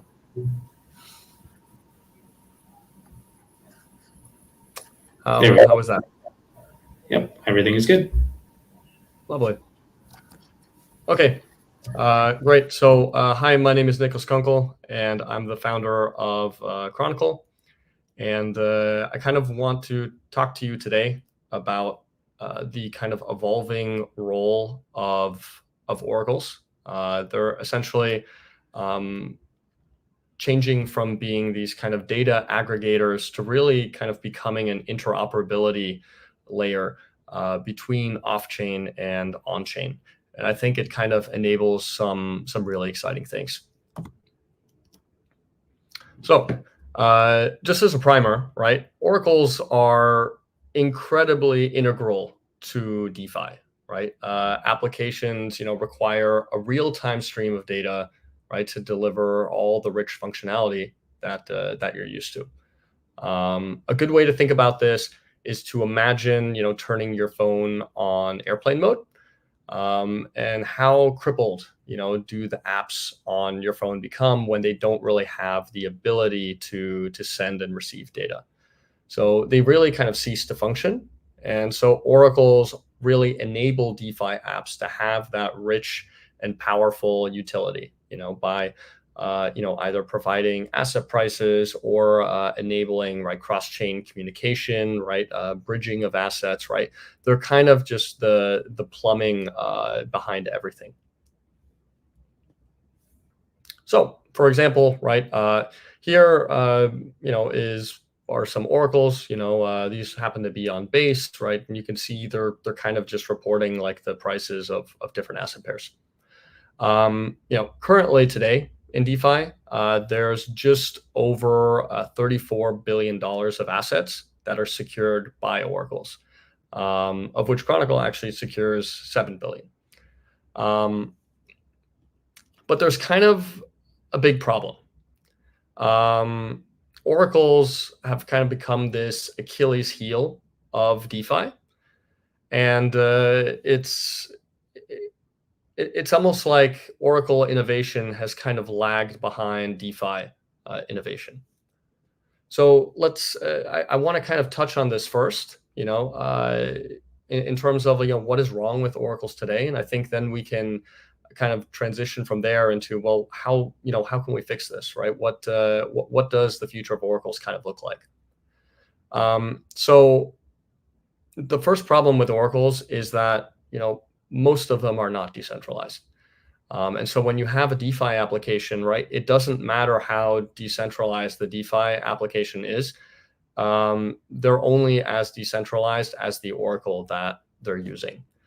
If you look at many of the exploits and hacks that have happened over the years, many of them are due to the fault of being able to manipulate an oracle or hack an oracle in some way.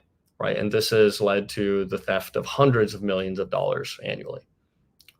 So a quick look at the famous Rect leaderboard, you can easily see, not all of these are due to oracle hacks, but a lot of them are, so it's easily in the billions of dollars, of losses here. So now another kind of problem that has been festering at the same time, and this is data from DeFi Llama, is that DeFi growth has really stalled in terms of TVL, TVL is not the most perfect metric for analyzing DeFi, but it is still a fairly good indicator, of which way are things trending, And so we're kind of in this little bubble where we're trying to figure out, how does DeFi take that next step, How does DeFi go from billions to trillions? And so real-world assets are kind of a solution to this problem, What DeFi needs is large amounts of high-quality collateral, And if that high quality and numerous, abundance of capital doesn't exist on chain, then we have to get it from off chain. And so there's a lot of interest right now in how do we get real world assets integrated into DeFi, and really solve this bottleneck of high quality collateral, How can we just start generating more and more and more credit?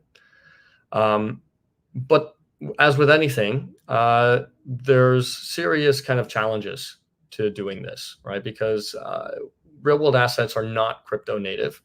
And so it becomes incredibly difficult when integrating them into a crypto protocol that wants to treat everything like a crypto native token, And a lot of the trade-offs that were being made kind of in these first iterations of usage of RWAs really kind of sacrificed the core values of crypto that make it so appealing, specifically in terms of decentralization and transparency. And so oracles are kind of at the center of a lot of this, and are going to play a really key role in kind of ensuring that DeFi remains decentralized and transparent, when we kind of get to this next phase of growth. And so really, I want to kind of, if you take anything away today, right, I want you to stop thinking of oracles as like, oh, it's those things that give you the prices for stuff, and really just start thinking of them as an interoperability layer, which helps connect kind of on-chain and off-chain. So I'm a big proponent of, show, don't tell. So we actually just 2 days ago launched the first RWA Oracle with our partner M0. And so rather than talk about Chronicle, I think it would be much more fun to just talk about M0 and what they're doing and how can you build something, build like a DeFi app that integrates RWAs in the right way. And how do you build an Oracle in the right way to serve an application like that? And hopefully people can then emulate this type of model, right? So we can have a more decentralized, a more transparent, and a more secure DeFi ecosystem going forward. So what is M0? So M0 is a decentralized system for the issuance of fungible crypto dollar assets. A good way to think about M0 is kind of this fusion of MakerDAO and Circle, right? So with Circle, Circle, you send them dollars. Circle will use those dollars to buy treasury bills, which they hold in custody somewhere. And then Circle will issue stable coins against the T-bills that they have in custody. And this is great, right? I'm sure all of you have used USDC before, right? And it's a great product. But there's still some problems with this model because Circle is the centralized issuer of the token, right? Circle can blacklist your monies at any time, right? And so it's not perfect, right? Meanwhile, on the other end of the spectrum, you have MakerDAO, right, which is kind of an immutable protocol in the sense that anyone can, deposit some crypto assets, right, and mint DAI against it, and you don't have to worry about, getting your DAI blacklisted or anything, right? But the problem that MakerDAO has, right, is that there's not enough high quality collateral on chain, right? And so where M0 kind of sits is like right in the middle of this, kind of combining like the best elements of each. So M0 has the stablecoin M, which is pegged to the dollar, that is backed by kind of traditional finance assets that are held at a custodian. Now, at first, that doesn't sound, particularly decentralized, but I think if we go into explaining how does M0 work, I think you'll start to see that it's actually like a much superior type of system. So here in this diagram, we have the M0 protocol in the top left. We have the Chronicle RWA Oracle in the top right. We have the minter, which you can kind of think of as a user, right? They're the ones that are going to mint the stable coins. And you have what's labeled here as storage, but is kind of a custodian for assets. Typically, in this type of setting, what kind of entities are custodians? Well, it could be a bank, right? It could be some kind of trust. But what's important here is kind of like who has control over the assets that are in these accounts, and when do they gain control and when do they lose control, and how does the system kind of interact with these assets in custody. So it starts off with step one with a minter or a user kind of sending their assets to the custodian, right? They will go and they will register an account, right? And say, okay, I'm going to lock these assets into this account. And now what happens is that the minter will send a request, right, and say, hey, I want to mint, let's say 1,000 M stable coins. And the Oracle will kind of see that request, and it has direct access to the custody account. So there's no kind of intermediary. You're not getting the data from the issuer, which in this case is M0, right? You're going directly to where the assets are actually held and saying like, okay, let's take a look. What is in these accounts? And what happens next is that the Oracle will give an attestation and say, okay, right, this account has, X amount of funds in it, and this minter, wants to generate, Y amount of M stablecoins, and the RWA Oracle will, after reaching a quorum among all of the validators, kind of attest that, yes, here is this attestation that, hey, M0 protocol, right, you can go ahead and mint Y amount of stablecoins because there's a sufficient number of assets, right, held at the custodian. And so the minter, right, will do a transaction with the M0 protocol, right, sending M0 the attestation, right, that the Chronicle RWA Oracle signed, and the M0 protocol will go and deliver those M stablecoins to the minter. Now, if we were to go in reverse, right, how do you undo this? Well, the minter, what's important to note here is that the minter, once they mint stablecoins, does not really have custody over their assets at the custodian anymore. Those assets are encumbered. The only way for the minter to be able to retrieve their assets is by first burning the M stablecoins on chain. The Chronicle RWA Oracle will then observe that burn event and give an attestation that, yes, right, this minter has burned, Y amount of M stablecoin tokens, and therefore they can retrieve, right, the encumbered, the now unencumbered, right, collateral at the custodian, right? So they go to the custodian, they give the kind of RWA Oracle attestation, and now the minter can get their assets back, right? And so overall, this is a much, much cleaner, right, and much more decentralized and really transparent, like, way of doing a kind of asset-backed, like TradFi asset-backed stablecoin, right? Because you have a real-time kind of view, just like with the blockchain, of the assets that are held in custody at any point of time, right, relative to the total number of stable coins that the protocol has minted. So why does any of this matter? Well, this is the first time that DeFi can really use traditional finance collateral to issue stable coins in a decentralized and transparent way, right? There's no centralized issuer here. The issuer is a decentralized immutable protocol.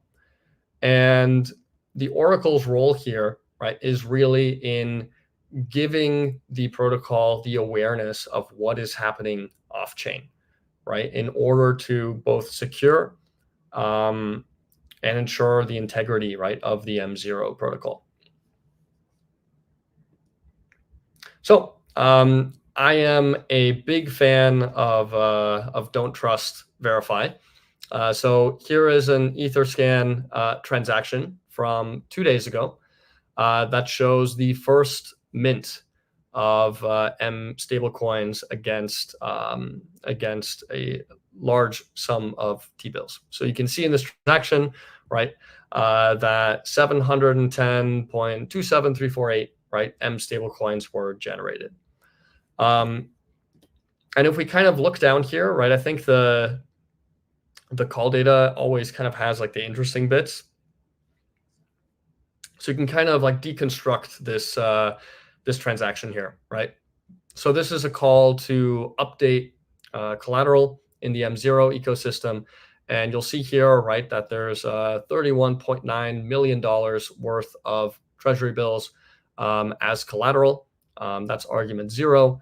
Then there is the metadata hash, right, which is kind of a hash of the account and the amount that the user wants to borrow.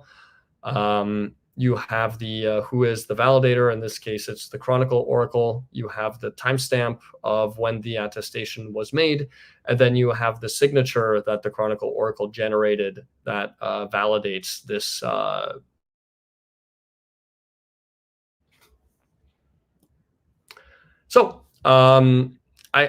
think that this is kind of the way that this is the right way of how you kind of integrate RWAs into DeFi. And while I'm certainly excited about M0's future, I'm much more excited about what this means kind of as an industry, because there's a real risk if we integrate real world assets in the wrong way, that we lose those core crypto values of transparency, of decentralization, and trustlessness. And so it's important, right, that when we're building these things, right, that we're building them in the right way so we can stay true to the vision of crypto and really reap the benefits of it. So if you want to get connected, there's a QR code here that will take you to our Twitter. We also have a really cool website with a dashboard that kind of shows all of the different live oracles.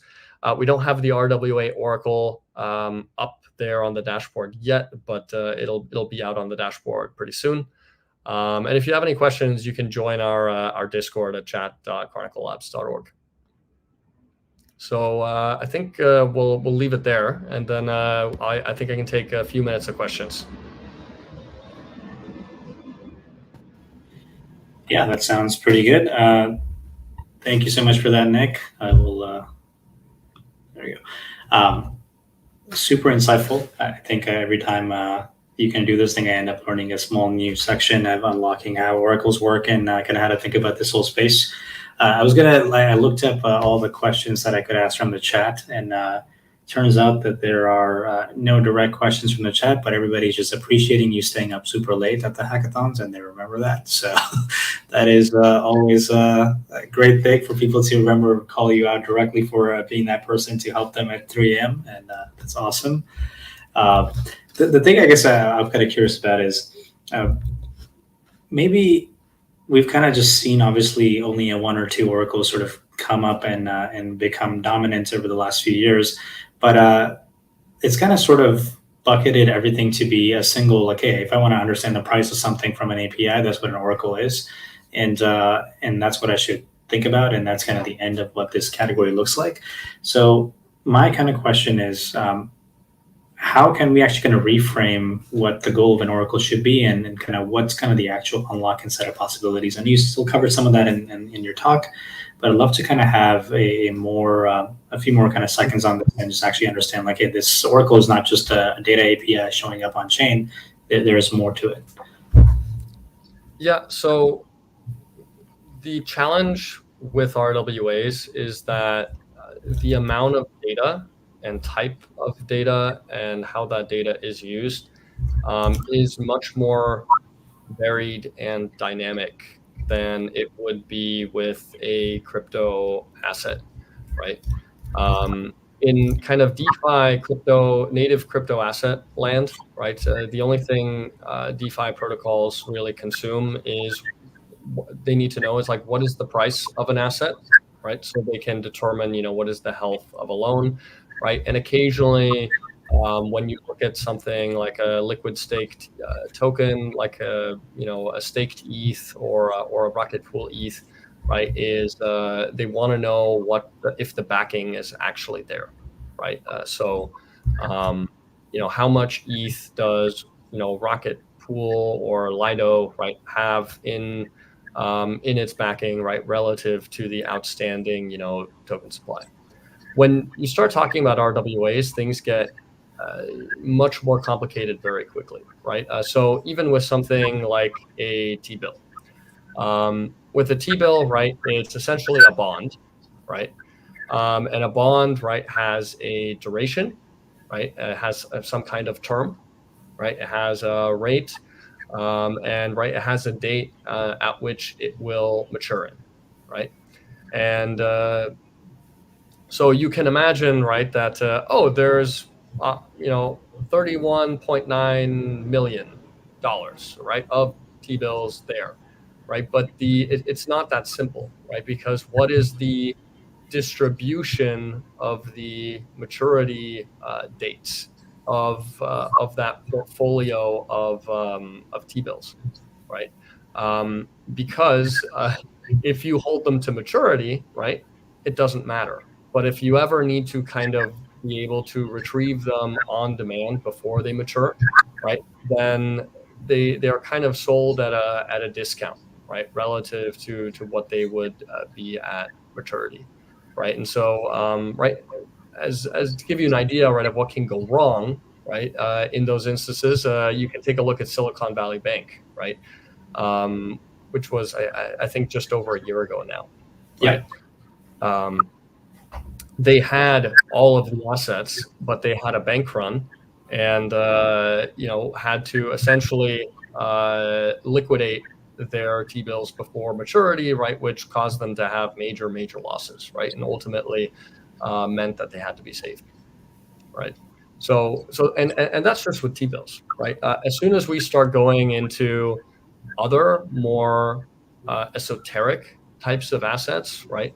Like some kind of mutual fund that contains multiple different types of securities, or some advanced like financial product, maybe even like derivatives. The amount and type of data that you need to pull and is quite interesting, and you actually kind of need to model it as well, right? A lot of the time, the raw data itself is not actually what you need. It's like what you need to plug into a model, and then the output of that model, right, is what you actually want to consume on chain, in order to handle that RWA in the proper way. So I know I'm not being incredibly specific here, but it's really just so unique for every RWA that we've dealt with, that it's the best mental model really is to just say that whenever DeFi needs to talk to TradFi, it's going to happen through an Oracle. No, that makes a lot of sense. Yeah. As kind of you've seen the development and kind of how people have been using Chronicle, one thing I'm curious about is how kind of has that shaped, whether it's kind of your thinking or just the actual protocol development, on what does it mean to actually make interactions easier when you have multiple L2s trying to understand the same information? So, I mean, the way that we've kind of architected Chronicle is really to be blockchain agnostic, right? If you were to look at like a bird's eye view of the protocol, nothing really has anything to do with the blockchain until you get to the very last mile, where the data is pushed on chain, right? And so really, you can kind of just think of it as like a straight line that just at the very end just like fans out and branches out into all of these different L2s.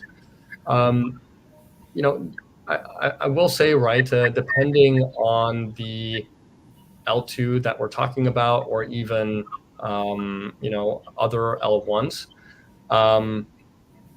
the price of a transaction, right, is a very relevant in terms of how frequently you can update an Oracle, right?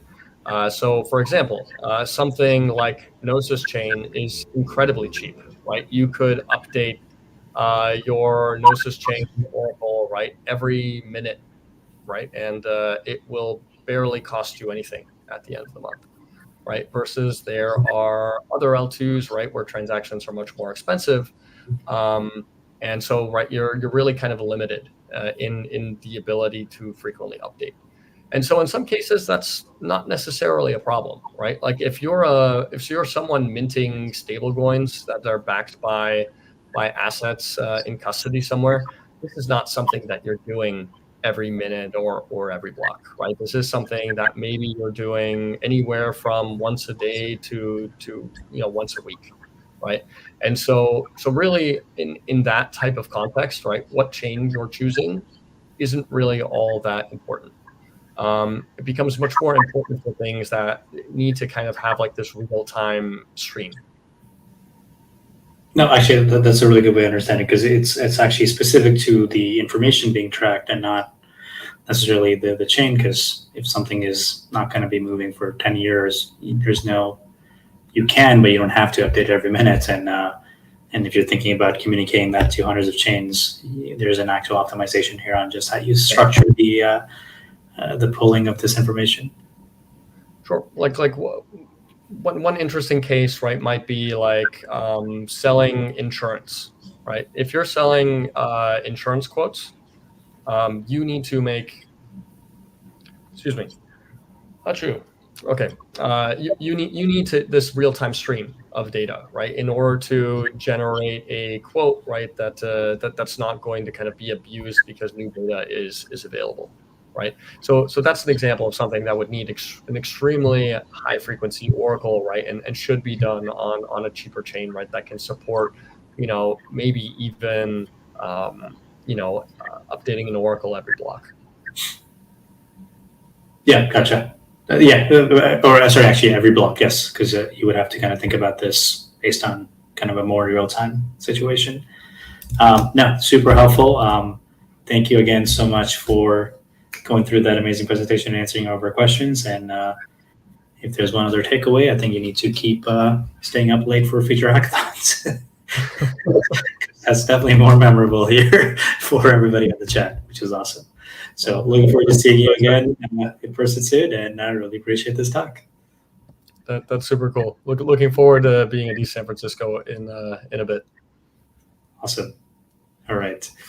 With this, we are ready for our next talk for the APAC Summit. And for this, I want to bring on DC to talk about the past and future of payments. DC is one of the co-founders of Dymo, which a lot of you may have heard of and also used over the past year. And we're going to learn a bit more history and kind of the direction of how we think payments are evolving. So without further ado, let's welcome DC. Hey. Hello, hello. Glad to be here.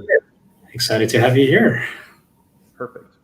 And just to make sure, the audio is coming through clear? Everything is good to go, yeah. All right, beautiful. Let's do it. So, yeah, my name is Dan Clemens. People call me DC. And I'm here to talk a bit about the future of payments on Ethereum, and more broadly, this idea of real-world Ethereum that we've been working on and we care a lot about. So it's presentations from myself, my co-founder, Nolan. I have a link here to our GitHub, which has some exciting things we'll talk about at the end. Some open source that I'm really looking forward to share with you. But so the basic structure of this, I'm going to talk a bit about the why of like payments. Like, why do we care about that specifically as a use case versus the infinity of other things that you can do with Ethereum. And then I'll talk a bit about why, AA account abstraction, and then what it takes to build a great contract account, what it takes to make a goal state ERC 4337 account abstracted account. So let's dive right in. So why payments? So we care about it because real world Ethereum runs primarily on stablecoins and stablecoin payments. And so this is sort of the side of Ethereum that's about things like escaping inflation, about international transfers, about always on USD, about risk-aware savings and like non-degen yield. So this is things like Aave USD or SDAI from MakerDAO that's giving people like reasonably safe earnings on their savings. And it's about things like Polymarket, where maybe there's still a number that goes up and down, but it connects in an important way to the world outside of crypto. So this is about like non-self-referential use and about accomplishing real-world goals using the chain. So I want to talk a little bit about, just to motivate this, about sort of two crypto universes. So, my co-founder and I and some friends, we've spent a good bit of time in the developing world, for a month last year in Turkey, and then very recently in Argentina, in other places. And, we've seen like a really distinct cultural split between first world and developing world crypto. So I guess I mean, this is ETH, like online ETH Global, so there's probably people from all over in the audience, but I think especially for the first world viewers, I wanted to give sort of a sense of this whole other world that can be quite hidden from just like this perspective, where it's not so much about like gains and like new fun assets and Robinhood and r/Wall Street bets and things like that, but rather about people getting a safe refuge from inoperable banking systems and bad currencies. One pretty crazy part of that I think is sort of a challenge for Ethereum is that a lot of times the on-chain part of developing world crypto is actually Tether USDT on Tron. And yeah, I think the Tron chain leaves a lot to be desired, but there's good historical reasons why it shook out that way, and I think it's a challenge for Ethereum to go and upgrade people to a more sound foundations. Yeah, and this thing has tremendous adoption. So the total fee revenue on Tron, is currently like meeting or exceeding the total fee revenue, like the total transaction fees on ETHOnline.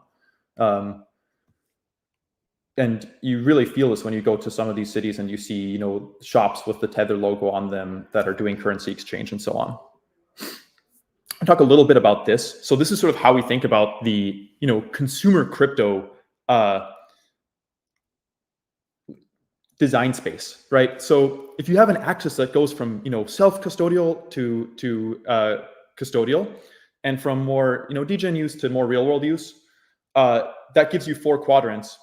You have a lot going on in 3 of them, right? So, in the, sort of degen custodial quadrant, you have apps like, Robinhood,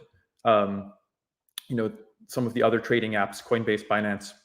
A lot of the self-custodial, degen side of things is about assets that are too new or too out there to be present on those centralized platforms.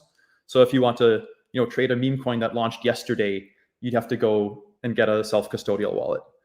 And then, custodial real world actually a surprisingly big thing in a lot of the developing world. People are basically using custodial dollar apps like Lemon Cash and so on in places like Latin America.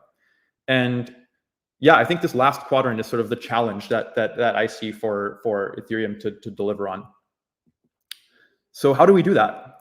So basically, we want to get to where using real world Ethereum is much simpler than it is today. So we have lots of chains right now. I mean, in the kinds of places that I'm talking about, the kinds of use cases I'm talking about, people will get confused about Tron versus Ethereum. But within Ethereum, there's tons of different chains to choose from.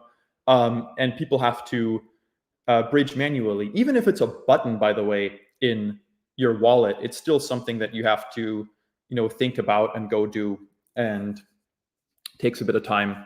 And then there's lots of steps. Even if you have assets on the right chain, you have to connect wallet, you go back to a website, you click approve, you approve the approval, you go back to the website, you click send, you go back to the site. And I think where we're going is something that feels more like one Ethereum, where the bridging and swapping is automatic, and where you have one-tap transactions. So I'm going to do a short demo because picture's worth 1,000 words. Here's the kind of thing that we're working on.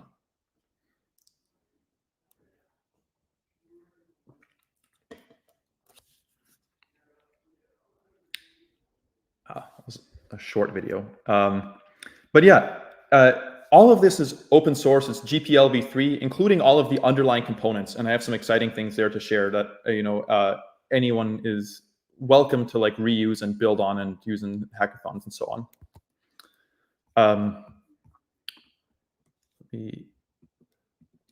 There we go.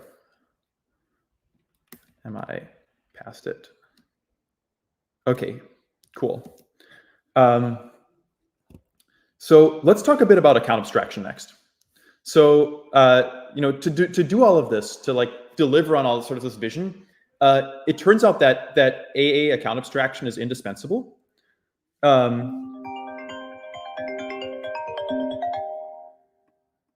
Sorry. Okay. Just to confirm, everyone can still hear. All right.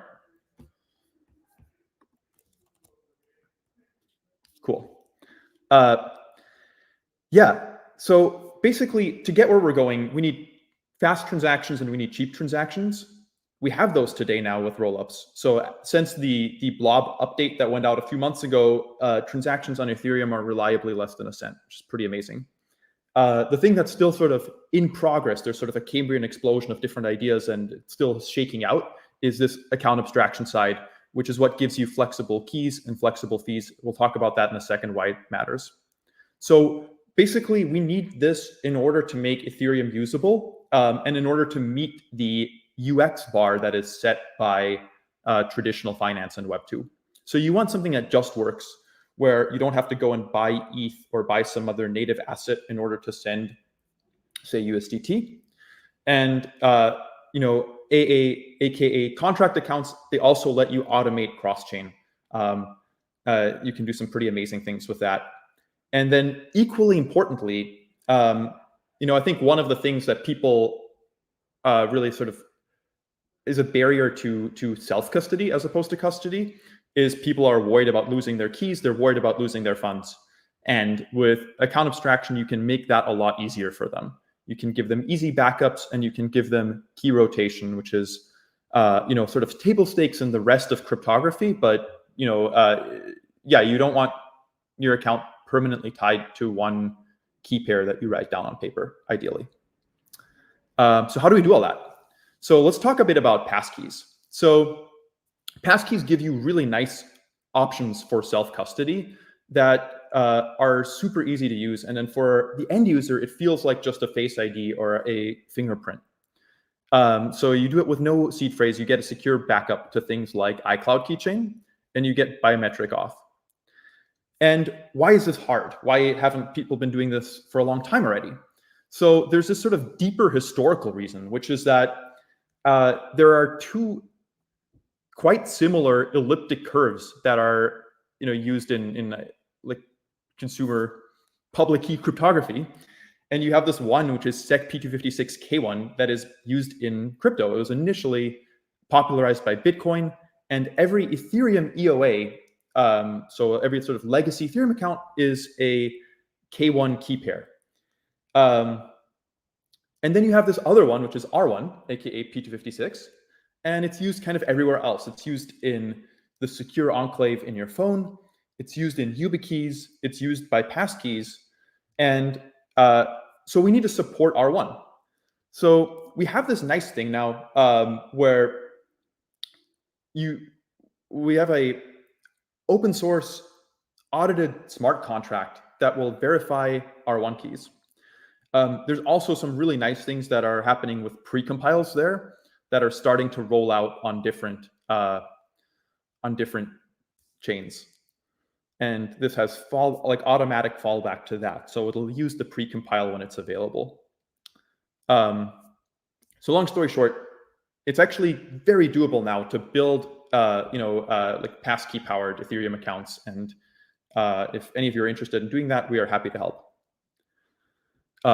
Let's talk very briefly about some advanced topics. So, what can account abstraction do for you? What can contract accounts do for you beyond passkeys?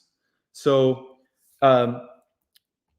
using Create2, you can get a contract account that exists automatically on every EVM chain. And there's some,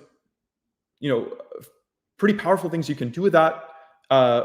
One thing that we're working on right now is automatically collecting funds from all chains into a single balance. So this makes it so that you can, get rid of that scary warning that you'll sometimes see where it's like, send funds to this address, but only on Optimism. If you send on the wrong chain, funds might be lost. You can obviate that issue this way, and still give people like a really simple, UX that they're used to. Another really interesting thing you can do that we're working on is adding advanced recovery. So for example, some of our friends run this pretty amazing open source project called ZK Email, where you can basically produce a zero knowledge proof that you control a particular email address and can send mail from it. And it does this using proofs over what are called DKIM signatures that are part of how email works. It's some pretty deep magic, but the experience that it enables is super clean. So it's, you can do basically email-based wallet recovery. And one last thing that I didn't mention, but I want to mention. So account abstraction, contract accounts, they let you abstract away how gas works really cleanly, in that you can sponsor transactions. So you can give your users, say up to some limit of however many cents per month, just free transactions that, and then even if you're not sponsoring, you can let them pay gas in whatever token they're already using. So for example, in our case, our app has a single dollar balance that's held in stablecoins, but you can pay for your transactions by paying a few cents of USDC or USDT. So this is a big experience upgrade over like, oh, your funds are stuck until you like bridge in some ETH in order to be able to move your funds. Maybe the last thing I would leave you guys with on here, so is this idea of the wallet efficient frontier. And so like I think if you really zoom out, one big story of Ethereum over the last couple of years is wallets and accounts and apps of all types sort of moving closer to this frontier. So if you look, for example, there's a sort of a fundamental trade-off to some extent between, convenience and then, having to trust a counterparty, a custodian. But within each slice of that, you can do much better than what we used to have. So, if you have a fully custodial account, maybe a Coinbase account is much better than like a Mt. Gox account from 10 years ago. And similarly, over here under self-custody, it's now possible to do much better than just an EOA with a seed phrase. And so you can see this, green dot with the double question mark. I think, there's still some innovation to be done and some things to shake out there. But I think that sort of the end of the tunnel is in sight for really like clean goal state self-custody, where you have, pass keys, good recovery. You get funds that are completely in the user's control, but where they don't have to worry about losing them. And that's about all I got. Yeah, thanks so much. So I have a QR here. It's a link to some open source like on-chain passkey verifier and other open source software that people are welcome to use and reuse. I also made an invite code in case any of you want to try this and sort of take it for a spin, like in a integrated app, and just get a sense for it before working with it. You can use the invite code ETHOnline. And with that, I think I will open the floor to questions. Yeah, that's great. That was actually a very, very cool overview, and I'm glad that you actually went through in depth to cover a lot of those things, especially kind of highlighting the difference in the curves and kind of the possibilities of kind of abstraction. So I'm going to start referencing this talk and just linking people to this in the future, because it just simplifies so much of the thinking. So thank you for that.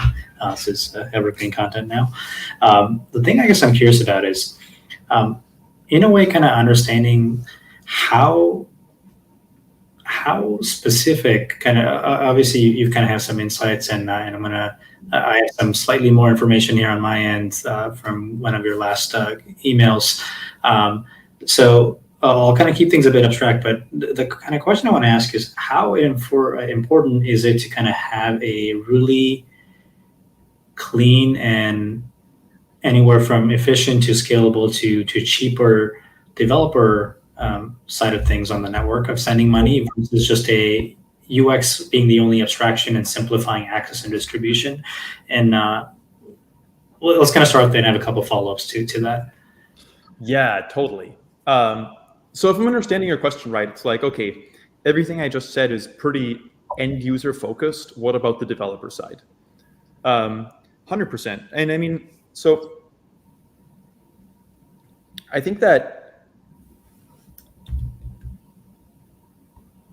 when we go back to like the current Ethereum has too many steps. How do you get it to be a one-step experience? I think that the developer experience for the like many steps flow has been reasonably well optimized, right? You can get WAGMI and Rainbow Kit and Vercel, and you can throw something up there quite, quickly and cleanly that has a connect wallet button and then an approve flow and then a send flow. What we don't have yet is a good way to do one-tap experiences. And so there are some people who are working on sides of this. There's, Coinbase has a thing called Mobile Wallet Protocol, but for the moment, at least, it seems to be pretty closely tied to a single wallet. Wallet Connect is working on some things. I think that there's a sort of an unfilled need currently for a shared neutral one-tap standard that will go to like all wallets, whatever wallet you have installed. Mm-hmm. So that's a direction we're really excited about. No, that makes a lot of sense. Maybe not just openly thinking. Do you think do you think a lot of the reason why we have the one tap versus like this connect, approve, and send flow differences, like Web 2 versus 3 is because you kind of have slightly more safety around the fact that if something goes wrong, I can call somebody up and ask it back, and maybe that's why the one tap is okay. Totally. And I mean, the interesting thing there is, it's funny, we had that wallet efficient frontier chart. I think you could draw another one like that, which was basically the transaction UX efficient frontier, where there is an inherent trade-off between how convenient and quick you make it and how much security guardrails you give users. But I do think that the current norm is very suboptimal on that trade-off. What I mean is, so right now you have like the 3 round trips to MetaMask, but then in practice, a lot of times the approve flow is just like, infinite approve some asset. The send thing at the beginning, you're just connecting to a website. The 3rd round trip, the send, you get like a big block of JSON, and it's like, do you want to prove the signature, right? And it's I think you could imagine, for example, a one tap flow where the site is making, or the dApp is making specific guarantees around, okay, you're going to be sending exactly these assets, and you're going to be receiving at minimum those assets. And a contract wallet could actually enforce that. It could say like, okay, you approve just the inputs, you make the call, and then afterwards, in that same user op, you go and check that the outputs are what was guaranteed, and otherwise you revert, right? So like, you could give people like much stronger safety in a single round trip than is currently being done in 3. Yeah, no, I was kind of curious. You did end up explaining. I was like, why did you say minimum, right? Because you actually are giving that optimistic guarantee here. But also another way to think about this would be you kind of just say, hey, like within our network, hey, if I'm sending it to a verified Time user, I can be slightly more trustworthy on that. Totally. And the minimum, it could just be like the exact output amount. Mm-hmm. It's just if you want to support things like swaps too, where the execution isn't like perfectly set in stone, you can say like, but it's still, I think, pretty nice. It's like, okay, you're sending, $500 and you're going to receive at least this much ETH.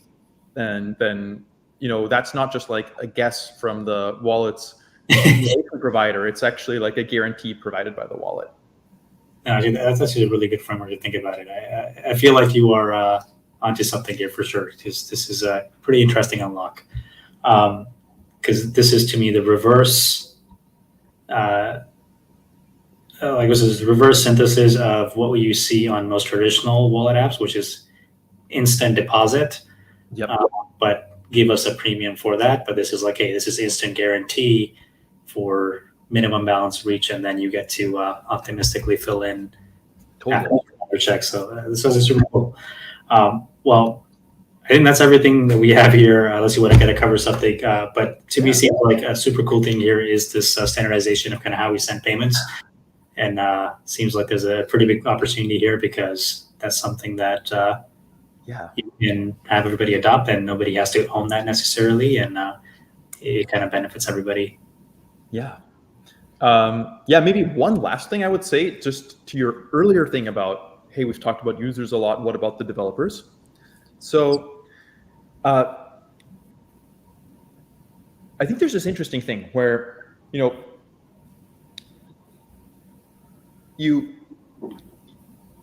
traditionally, people have an ETH wallet and then they go use dApps. And I think there's a lot of room for improvement even there, like the one-tap stuff we just talked about with the guarantees. There is a new direction currently where you'll see some dApps that just have an embedded wallet. And many cases that's sort of a custodial-ish embedded wallet, Privy or something like that. And you have one per dApp. Polymarket does this, for example, where you go there and the first thing you can either sign in with Ethereum or you can sign in with Google, and either way it'll make a wallet for you. And so I think this idea of like sessions or login with X, where you can actually see all of the different apps that you've connected in one place, would be a really nice upgrade there. And it's kind of both a user upgrade and developer upgrade. For developers, it's probably like nicer distribution, better way for make it as easy as possible for users to like start using your thing without having to like pre-commit to be like, okay, I'm funding it with this many dollars, and then now if I forget about this app, that money is just like stuck in this abandoned like side wallet. Like being able to do that from a single place where you can see all of your approvals and so on, I think would be really nice. Yeah, it's a really cool concept. You get that with like it's like how do you make it feel more like Apple Pay, where you can go in and cancel any recurring that you have from one place, versus like having to go to Netflix in one tab and Comcast in another and like cancel them there. Yeah, and I don't think this exists. You have to kind of go to one of those websites that checks everything you've given permission to for unlimited spend, and then try to revoke things. Revoke cash. That's what I'm thinking of. But having a simplified, unified interface would actually be a pretty cool utility. Yeah, this was great. Thanks for having me, and thanks for having us. And any last questions or audience questions, anything like that? I think we're good. I think everything on the audience chat is covering out the account abstraction stuff, but it's more of a discussion than direct questions for you, because I feel like others are also directly answering some of them. And there's everybody watching this. So, but thank you so much, and looking forward to seeing you at future events. And everybody check out that ETHOnline code to get set up with Ammo. Sounds great. Thanks for having us. All right, thanks, DC. And with this, we are ready for our last talk for the Impact Summit. And for this amazing talk, I want to bring on Anna to tell you more about what Mana is doing and share more about a path towards a user-owned internet, especially as you kind of get to own more of your data and do things with it. So without further ado, let's welcome Anna on stage. Hi, Anna. Hey, great to see you. You too. And I'm looking forward to learning more about everything that you're going to talk about here, because this is a super, super interesting concept. Awesome. Yeah, excited to dive in. Is there a way for me to see the chat, or is there not a speaker view? There won't be a speaker view here for you. Okay. Let me know if there are any questions. Please feel free to jump in with questions if you want to dive into some of this kind of like deeper technically as well. So yeah, today talking about kind of the path towards a user-owned internet, specifically focused on like user-owned data. I think that many of us got into crypto for this promise of like not just owning your funds, but owning your entire digital identity and being able to kind of go throughout the internet, bring your data with you, own the value that it creates. And so, yeah, thinking about like, hey, how do we actually get there? And how we can also use AI as really this like motivating force to drive forward a lot of data adoption. And I'm Anna, co-founder of Vana. We're building user-owned AI through user-owned data. You might have seen the Reddit Data DAO, which is one of the biggest projects on the network. So yeah, just kind of like setting the scene from an AI perspective, AI has really raised the stakes for data ownership. So whoever controls AI just has an immense amount of power. They get to kind of like decide truth and also amass economic resources in an AI native world. Folks might have seen like Google Bard and that example where they kind of like put some censorship in to make it so that if you asked for a historically accurate image of a medieval British king, they would show you like an Indian woman or a Black man, which is, I think it's easy to sort of step back and be like, oh, like it's this crazy wokeness of 2024. But if we didn't have another source of truth, this would just become like knowledge in the world. And this would become what people thought was true. Another way to look at it is just like how much economic value is getting created from AI today. Like OpenAI hit $3.4 billion in revenue. And there's just a huge amount of revenue that's driven from AI, which ultimately just comes from data. So AI models, they're really only as good as their training data. This is a breakdown of GPT-3's training data. So you have Common Crawl, which is basically you scrape the whole public internet. The public internet is like what you don't need to log into to get. So kind of what you can index with Google and access from that perspective. Some like web text too, which is actually, it's basically scraping all Reddit links and taking all the text from there that has like 3 minimum upvotes, and then some other kind of books related data sets. You might have already helped contribute to some of these AI models if you posted on Reddit, I think before maybe the 2020 cutoff date of web text too. But this really represents a very small % of the overall data that's available on the internet. So people estimate that it's like less than 0.1% of the internet that's actually publicly scrapable. And the vast majority of stuff is sitting behind walled gardens. One reference I think can be helpful to look at is just how much data is used to train AI models as kind of like rough estimates. And there's this concept that AI researchers are stuck on today, which is called the data wall. And essentially it's that we have run out of data to train AI models on. So this is training data and trillions of tokens, which is basically a word. This isn't a crypto token. So if you look, like models have gotten much better as we've scaled the training data. But now we've reached the point right around 15 trillion words, which is what Llama 3 is trained on, where we have used up the whole public internet. So you've taken like everything that's publicly available and used it to train AI. And now we want to make better AI, but it's not clear where to get that data, right? And so because of this, companies have realized like, hey, my data is really valuable and started charging a lot of money for it and locked it down, right? Like Reddit changed their API terms to make it a lot harder to access your data.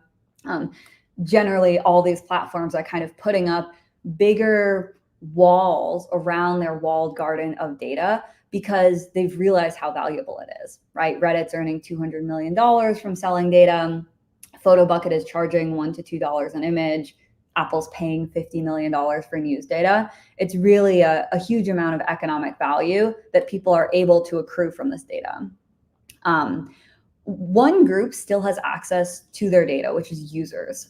So a lot of people don't think of their data as their own. Like you might not be like, oh, my tweets are mine, my Reddit data is mine. But legally, it is fully yours. So in the same way that when you park your car in a parking lot, like the parking lot doesn't own your car, when you like use an application and put your data into that application, you still retain full ownership of it. Often there is kind of like a terms of service box that you check and you grant them a very permissive license to do many things with your data, but you still retain ultimate ownership. And what that allows you to do is kind of take your data from any platform and have it fully under your control, bring it with you throughout different applications. I think two good examples here. I imagine folks are pretty privacy oriented, so I don't know how many people have an Alexa, but if you have an Alexa or have had one in the past, you can go to Amazon and like download a full history, and every single audio recording you will get back. It's kind of a creepy experience, but I think it's also a good exercise in terms of like, hey, what data is actually out there? And that's really helpful for training models. The other one that's interesting to do is Instagram. So in some cases, platforms have to not just give you your platform data, but also give you any like AI labels that they've put on you. So you'll get a list of several hundred labels that Instagram has put on you. One of them they had put on me was stressed but not depressed. It's like actually crazy what they'll do. And so, yeah, just worth looking at your data. And you're always legally allowed to do this because ultimately it is your data. And so this fact kind of that platforms are locking down these developer APIs, making the internet like less and less open, while individual users still have access to their data, offers this opportunity of like, can we get 100 million users to export their platform data to create kind of the largest data treasury in history and actually outperform some of the leading AI models? I think sort of some benchmarks on how much data is actually out there, how many users would you need to make this possible are helpful to look at. So Llama 3, 15 trillion tokens is what they're trained on. If you get 100 million people to contribute their data exports from Instagram, Reddit, Messenger, Google, and Twitter, you get about 30 times as many kind of tokens as the leading data sets today. So you really can grow that quite a bit. And I think if properly incentivized, you can create even more data, right? So in a world where people are using an application like Rewind, and they're actually recording some of what they say, it's very important that this is stored in a secure way that's fully under their control. You can get to like 5 quadrillion tokens, which is 300 times more data than some of the leading kind of training data sets. And the reason why this is so important is that ultimately AI models are only as good as their data, right? And so if you can get more data, higher quality data from a very large group of people, you really can outperform some of the leading AI models. Users also have a lot of compute. I think one helpful benchmark is kind of like in the proof of work days of Ethereum, you can measure it in like flops. So basically Ethereum miners have 50 times more compute power than the estimated compute to train GPT-4, right? And so it is like quite an undertaking to amass enough resources to do this. I'll mention too, on the distributed compute side, there are some open research questions that are still unsolved. So you couldn't do this sort of training with the current training approaches. I think there's some really cool work being done around like model merging that will make some of this possible. But yeah, just being able to see like, hey, it is possible to amass a lot of resources through a community if you have the right incentives and you have the right kind of like coordination. And then when you do have this kind of like user-owned model, user-owned collective data set, what you're able to do is have true like collective governance and ownership, right? So users get paid when the model is used. They can even be paid proportionally to how much their data improved the model. There's some research we've done related to model influence functions where you take a trained AI model, you show it a new data point, and then you're sort of measuring how much information that data point contains that the AI model doesn't already know. The collective can kind of set usage rules, including who's allowed to access the model, what sort of controls should be in place.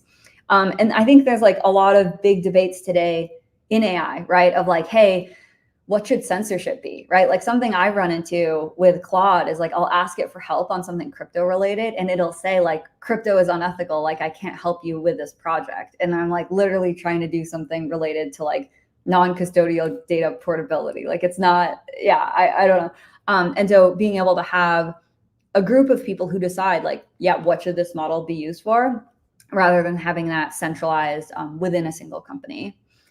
You can also imagine kind of national models that better represent cultures and ideologies. And so this is kind of like one of the guiding use cases for Vana. How do you get 100 million people to all contribute their data and create a better performing AI model than like GPT-6 is kind of the one that we keep in mind. I think a lot of people see AI as this core, like centralizing technology, right? It takes huge upfront investments in the form of research, data, and compute. And it's tempting to kind of rely on like, hey, hopefully Meta just keeps open sourcing things. But we shouldn't settle for just like last generation's model. We actually can train a better model because we have more data available than any single company, right? If you think about like, say, Google, Meta, Apple, and like OpenAI, they're not going to be able to combine all of their data sets, right? Like the only way you can do that is through the user if you really want to get a huge amount of training data. So really just pushing the frontiers of model performance by putting users in full control of their data. So yeah, Vana is building user-owned AI through user-owned data. Some of the key concepts are: one, non-custodial data, so you can manage access to your data just like your funds. And two, proof of contribution. So your data on its own is not that valuable. It becomes much more valuable when you can pool it with other people's data, because then you can use it to train AI models. So what proof of contribution does is it measures basically data quality. Like, hey, should Anna's data be allowed into this pool of many people's Twitter data or many people's Reddit data? And how much is it worth relative to everyone else's, based on how unique it is, based on kind of what it's contributing. And so that's what proof of contribution enables. A few properties of user-owned data that I think are important. One is non-custodial, right? So that's both about you being the only one who can choose when you decrypt the data, but it's also about where the data is actually stored, right? So in a Vana context, actually, you choose your own storage, and you can store your data. This example is actually running it locally. So like my data is just stored on my MacBook alongside a local LLM that kind of like serves my data mixed in with the LLM.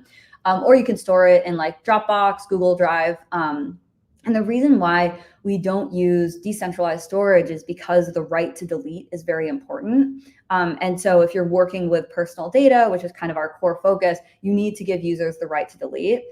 So this non-custodial piece of it, the storage part looks closer to Solid project, if folks are familiar with that. It's out of MIT, started by Tim Berners-Lee, like the creator of the internet, kind of unbundles like where your data is stored and the application that's using it. The second thing that's really important is that your data is portable, right? Like I think we see this world, like if you're in crypto, you're used to just being able to like log in and then all of your funds are there. But how can you log in and have all of your data like right there with you? And so, yeah, being able to use any EVM compatible wallet to basically permission out your data to an application and actually use it in that app. And the way that some of this is done is you can either have like a trusted personal server where you do the decryption of your data, so that can run on your MacBook, or you can do it client side where like you sign the transaction to get back the decryption key and then just decrypt your data client side and pass it into the app.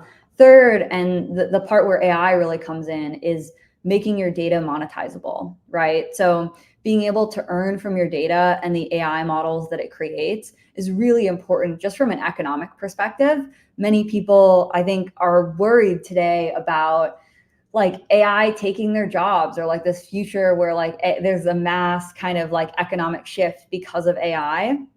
But I think if you look at the way AI is actually created, like the value of AI is created from data. So if you have proper like attribution and incentives, then actually like you don't need to be scared about AI taking your job, because like in my case, like if I have little AI Anna, like I fully own her, right? And like if she is working autonomously in the world, like that's okay. I can sort of like set the terms and earn from that. And I won't sort of be replaced in the way that I think a lot of people have this fear. So what data DAOs do is they really bring data out of walled gardens, right? I think the idea of data ownership in crypto is not new, but we've really failed to kind of like reach mass adoption. And what's powerful about AI is that it gives data a lot of economic value, and it allows data DAOs to really like aggregate a data set that is truly valuable. So here are some of the data DAOs that are built on Vana. I'll call out a few of them. So Volara is based around Twitter data. They're aggregating a whole bunch of Twitter data. Some of the folks who are accessing their data don't want to pay for the Twitter API because it's like $30,000 a month. And so they're sort of leveraging the user-owned aspect to get data out and then be able to like make Twitter data more accessible. What's cool about this too is in the future, like you can join the Twitter data DAO, connect your data, and then log into like Farcaster or another application and have all of your tweets and your followers, et cetera, right there with you. Another example I'd call out is the Reddit data DAO, which was the first data DAO that was focused on Reddit data, and the LinkedIn data DAO, which is actually founded by someone who used to work at LinkedIn selling LinkedIn data.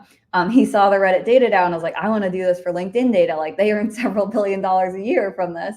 And so he's starting that out as a way to just bring data out of walled gardens and into every user's wallet so they can use it across different applications, contribute it to different AI models, whatever they'd like to do.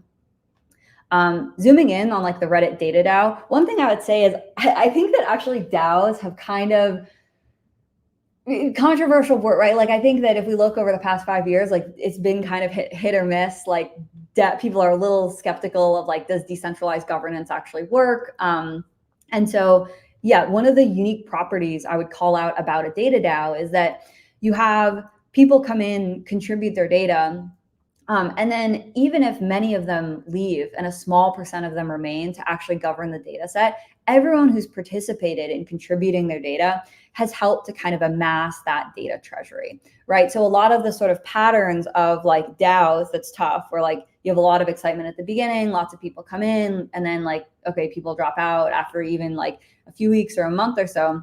It's actually okay in a data DAO context because someone has contributed their data and can passively earn if they'd like to as the data is used, or actively participate in the governance. So yeah, the Reddit data DAO, they saw 140,000 real Reddit users join. There was kind of this interesting dynamic where there were like crypto degens who were speculating on the Reddit dataset specific token. And then there were everyday Reddit users who had a lot of karma. So you earned based on how much karma you had, and they could make like $300 or $400 for their data. And so that built up this really powerful flywheel where you had like real users, some of them totally new to crypto, coming in, contributing their data, and actually building up a really great data set. I'll call out too, close to 1 million users tried to join. 140,000 of them passed proof of contribution, which is measuring, hey, is this a legit Reddit account? Is it sufficiently old? Does it have enough data in it? And so that's an important piece too. And now they're actually training a user-owned AI model. It's the leading like shit posting model, right? So it's not yet beating the performance of ChatGPT, but it is kind of uniquely qualified to create Reddit sounding posts, et cetera. And there's a company, Common, that's using the AI model to simulate what people will say based on your Reddit comments. You're like, hey, this is what I'm going to post, or this is like what I'm planning to comment. And then it can sort of use that model to generate in a very realistic way what it thinks the community's response is going to be. Maybe one other thing I'd call out is often like you might be like, well, like Reddit has a data set, right? So like how is the smaller data set ever going to be what Reddit has or what any of the centralized platforms have? I think one of the unique things about user-owned data, where users have full control over their data, is that they can actually have more permissive rights to grant access to their data than just like the platforms by default. So typically the big tech platforms, they only train models on your de-anonymized data. So like your messages, for example, they'll just like remove, some cases they won't even train on your messages, but if they are, they're removing anything that's kind of that would identify you, and that loses a lot of information and context. And so there are actually cases in the data sales industry where big tech companies are buying back messages that occurred on their platform. So they basically hire a company who goes and finds 10,000 people to like upload their message data. And even though they have their message data in theory, I think this is before they rolled out some of the end-to-end encryption stuff, they need to buy it in order to train on that kind of de-anonymized stuff. Yeah, kind of like maybe just high level overview of Vana. We have this like data liquidity layer, which is where the data DAOs sit. And this piece is really about onboarding data into the system, right? Taking all the data that lives in walled gardens today and lives in Web 2 and making it accessible and tied to a user's wallet so they can bring it with them throughout different applications, throughout different AI models that they want to contribute to. And this is also pooling data, right? So you have like the 140,000 Reddit users kind of pooled their data together so that you can train AI models on a larger data set than just one. And then you have this data portability layer, which is allowing users to log in with their wallet and bring their data with them across the internet. Most of these applications on Vana are actually consumer AI apps that are using Vana to kind of personalize a given AI model and allow it to sort of like have your voice or have your image or whatever it is based on your particular data. Yeah, so like a couple calls to action, like building with user-owned data kind of introduces this new type of business to start. Like some of the data DAOs that are getting built on Vana have like raised venture funding and are taking that approach. And it's a new category of business, which is putting users in full control and taking back, I think, a lot of the monopoly power that today big tech has. On Vana, we're sort of prioritizing like quality over quantity. And so there are 16 competitive slots for the top data DAOs that just earn additional rewards. But deploying a data DAO is fully permissionless. You can also run a validator node or build applications that leverage data portability. Great, so that's all I have from kind of like a slides perspective. I'm happy to dive into questions, examples, some more like technical detail. Anna, thank you. That was a really amazing introduction on kind of how everything is structured and just kind of what the possibilities are. There are a couple of questions actually here, both technical and just also high level. We'll kind of start with the high level piece, which is how can somebody kind of get involved directly? Is it just, is everything open access now and anybody can just go create a DAO? Yeah, fully open access. So yeah, if you go to docs.vana.org, there is the Satori testnet, which is essentially like the testnet for the different data DAOs. So yeah, that's fully permissionless. You can drop into the Discord to get, any like tokens or anything you might need to deploy, but I think you should be, there's like a faucet link, but fully permissionless. And it should take maybe, I want to set expectations. It's not going to be like a 10-minute process. It probably, I would say sit down and be, maybe like 2 to 3 hours. But like, if you wanted to just not modify it at all, there's a template, hot dog data DAO. Actually, I don't know if people know the classic like AI, like is it a hot dog or not a hot dog? And so there's like a hot dog data DAO template that you can fork pretty easily. And then like, you could probably get that up and running in like an hour or two. And then modify it however you'd like. There are a couple open source ones too. If you look at the data DAOs linked on the website, the majority of them are open source. And so you can look at those too and even run their miners and their validators. Amazing.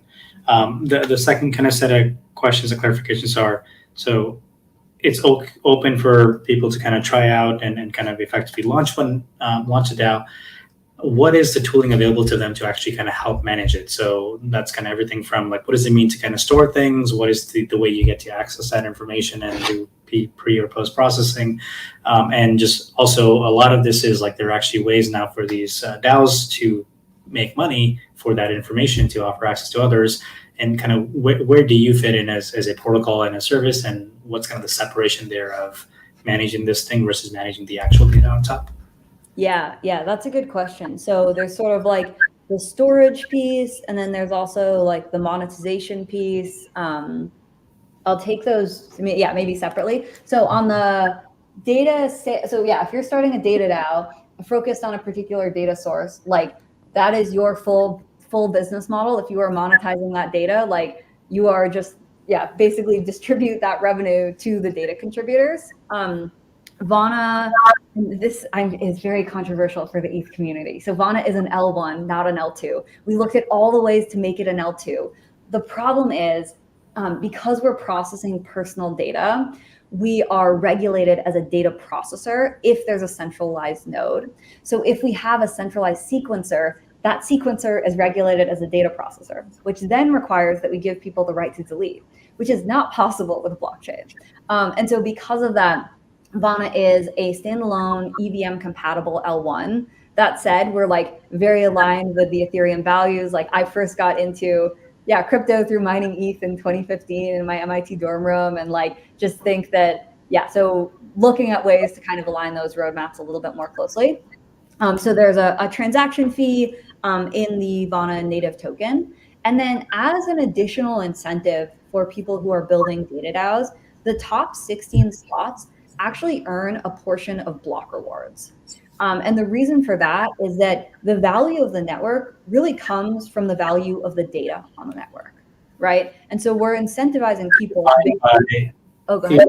Is the value of data defined by just how frequently it's accessed, or how do you kind of subjectively price information that way? That's a really good question, right? It's like how, and so maybe I'll say like, what we tried to do maybe a year ago, and one is like we tried to build basically general pricing, and like, okay, we're going to build. So here are the sorts of questions you need to answer. How much is your Twitter data worth relative to your Reddit data, worth relative to your email data? And how does that change over time? And I would say this is basically an impossible economics problem. And so we took a step back and we were like, okay, what we really need is like data set specific tokens that actually are tied to the value of each particular data set. And so now, like the guy who's building the LinkedIn data DAO, he has like a tokenomics advisor just thinking about the LinkedIn data token, right? And like what those tokenomics should look like. And I can give some kind of examples where with the Reddit data DAO, they were rewarding people based on how much karma they had, right? So if you have more karma, probably your data is more valuable. With the Twitter data DAO, they're rewarding people based on how many followers and how many tweets you have. And I think they may also be scoring the data with an LLM, right? So, because if you imagine, those Twitter accounts that just sound like all of their tweets are AI generated versus like, you're just like, okay, well, AI already knows how to do that. So like, we don't need more of that data. So like, basically within proof of contribution, you are implementing that and you have kind of control over your tokenomics. Some of the data DAOs have chosen to, sort of like distribute some amount of the data DAO token to like their early contributors. The Reddit data DAO was a fully fair launch. Like the only way to get the token is to contribute data, but people are taking different approaches there. And it's really flexible. Like anything you can write in Solidity is like possible. We've actually seen some people using Viper, which I had forgotten was like a language in which you can write, but like, because it's kind of like more Python oriented. So that's on the monetization side.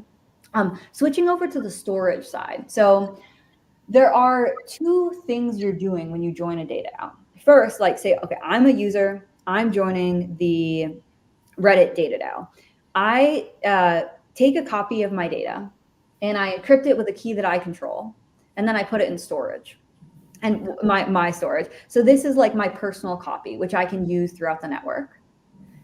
Depending on the data DAO's tokenomics, they might want to keep a copy of the data in escrow or not. So if they're just paying me whenever the data is sold, they don't need to keep it in escrow. So I would just go through the verification process, which there are a couple different ways. Like we have TEs, which honestly most people use because like it's hard to do ZK stuff, but there are some early ZK stuff happening. Like, so kind of generating a proof that this is actually where your data came from, or these are actually properties that your data has. And then, so if the data DAO is just going to pay you as it's sold, you don't need to worry about holding a copy in escrow. If the data DAO wants to reward contributors immediately, before the data is even sold in the form of a token, then what they can do is store a copy of the data in escrow. So what that looks like is I take my data, I decrypt it with a key that I control, and then I encrypt it with a key that's controlled by the DAO. And then only if the DAO votes to decrypt the data is the data actually decrypted. So there's actually a secure compute environment that runs, and it just like looks at a smart contract value of like, should it decrypt data? Basically looking at governance proposals of, is it allowed to decrypt the data? There are some trust assumptions there, right? Like sort of the DevOps involved in setting that up. Is it actually a secure compute environment? And there's like, I feel like TEs are a very hot question. And I'll mention too, like TEs, like they don't work with GPUs today in production. And so with the Reddit one, when they train the AI model, like that's why we call it a secure compute environment, not a TE, because as soon as you're using peripheral hardware, We have to. that'll change in a couple of years too. But yeah, that's why we also have the data set specific token to really align incentives, right? The folks and the kind of core contributors of the data DAO are strongly incentivized for that data to stay secure and to kind of like manage those best practices. No, that actually answers everything. That makes a lot of sense. And actually, thank you for kind of going into the specifics of how everything is set up. It makes total sense on the data laws here that will be applicable here for you. So the nuance here is important. But yeah, the data laws are interesting. Where like I think that they're actually very net positive because it allows like actually one thing. So with the Reddit data DAO, around when it hit 100,000 users, Reddit actually tried to shut it down. And they basically got into, and they were like, Vana's violating like the API terms. They're not allowed to do this. But because of the non-custodial data, where it's actually every user getting their own data, like we're not touching it at all, we were able to keep it up.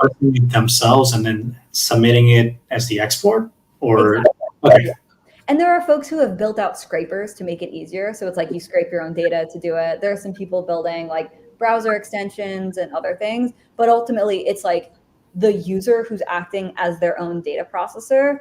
This is in a data regulation context rather than Vana acting as that as a protocol. Amazing. Wow.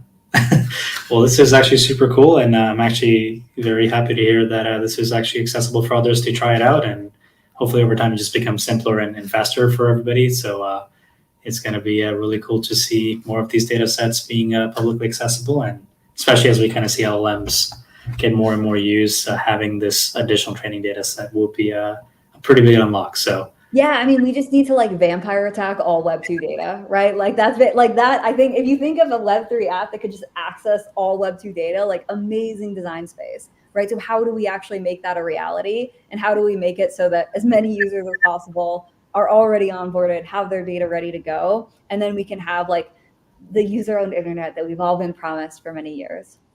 No, I think that's going to be an amazing world. And if anything, this is actually already a very common default now if you are using any of these AI autocomplete tools for coding, because it is actually training on your own data to come with recommendations. So applying that same model to other information makes the experience even more interesting and better. So yeah, that was great.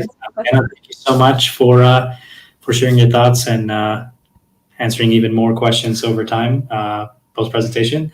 And we wish to kind of bring you back here for a future update on how everything's going with the protocol. All right, so that was all of our content and things we wanted to talk about in our Impact Summit. So today we saw all things about what's happening with NFCs and digital chips being integrated with anywhere from Ethereum curves to future ZK specific signing curves. We kind of saw what Circle is up to with stablecoins and kind of how they see the impact of stablecoins across the world. Nicholas talked about the RWA implications of oracles and the way you want to design things to actually work across multiple chains and have different guarantees on price information that's outside of the context of a blockchain. DC covered everything happening with payments and how we can actually look forward to a very exciting future with just better account abstractions, simplifying payments. And our last talk was with Anna, covering all things happening with owning your own data. So that's everything we wanted to cover for the first day of ETHOnline. With this, I want to wish all of you happy hacking. We'll see all of you on Discord. And in addition to all the workshops and feedback sessions and check-ins and a few more brainstorming sessions that we're going to see next week, we're looking forward to seeing all of you join us next Friday for our Verifiable Compute Summit. And with that, I want to wish you all a happy weekend and happy hacking as well. And in the meantime, enjoy some lo-fi beats, and we'll see you all next week. Goodbye, everybody, and take care.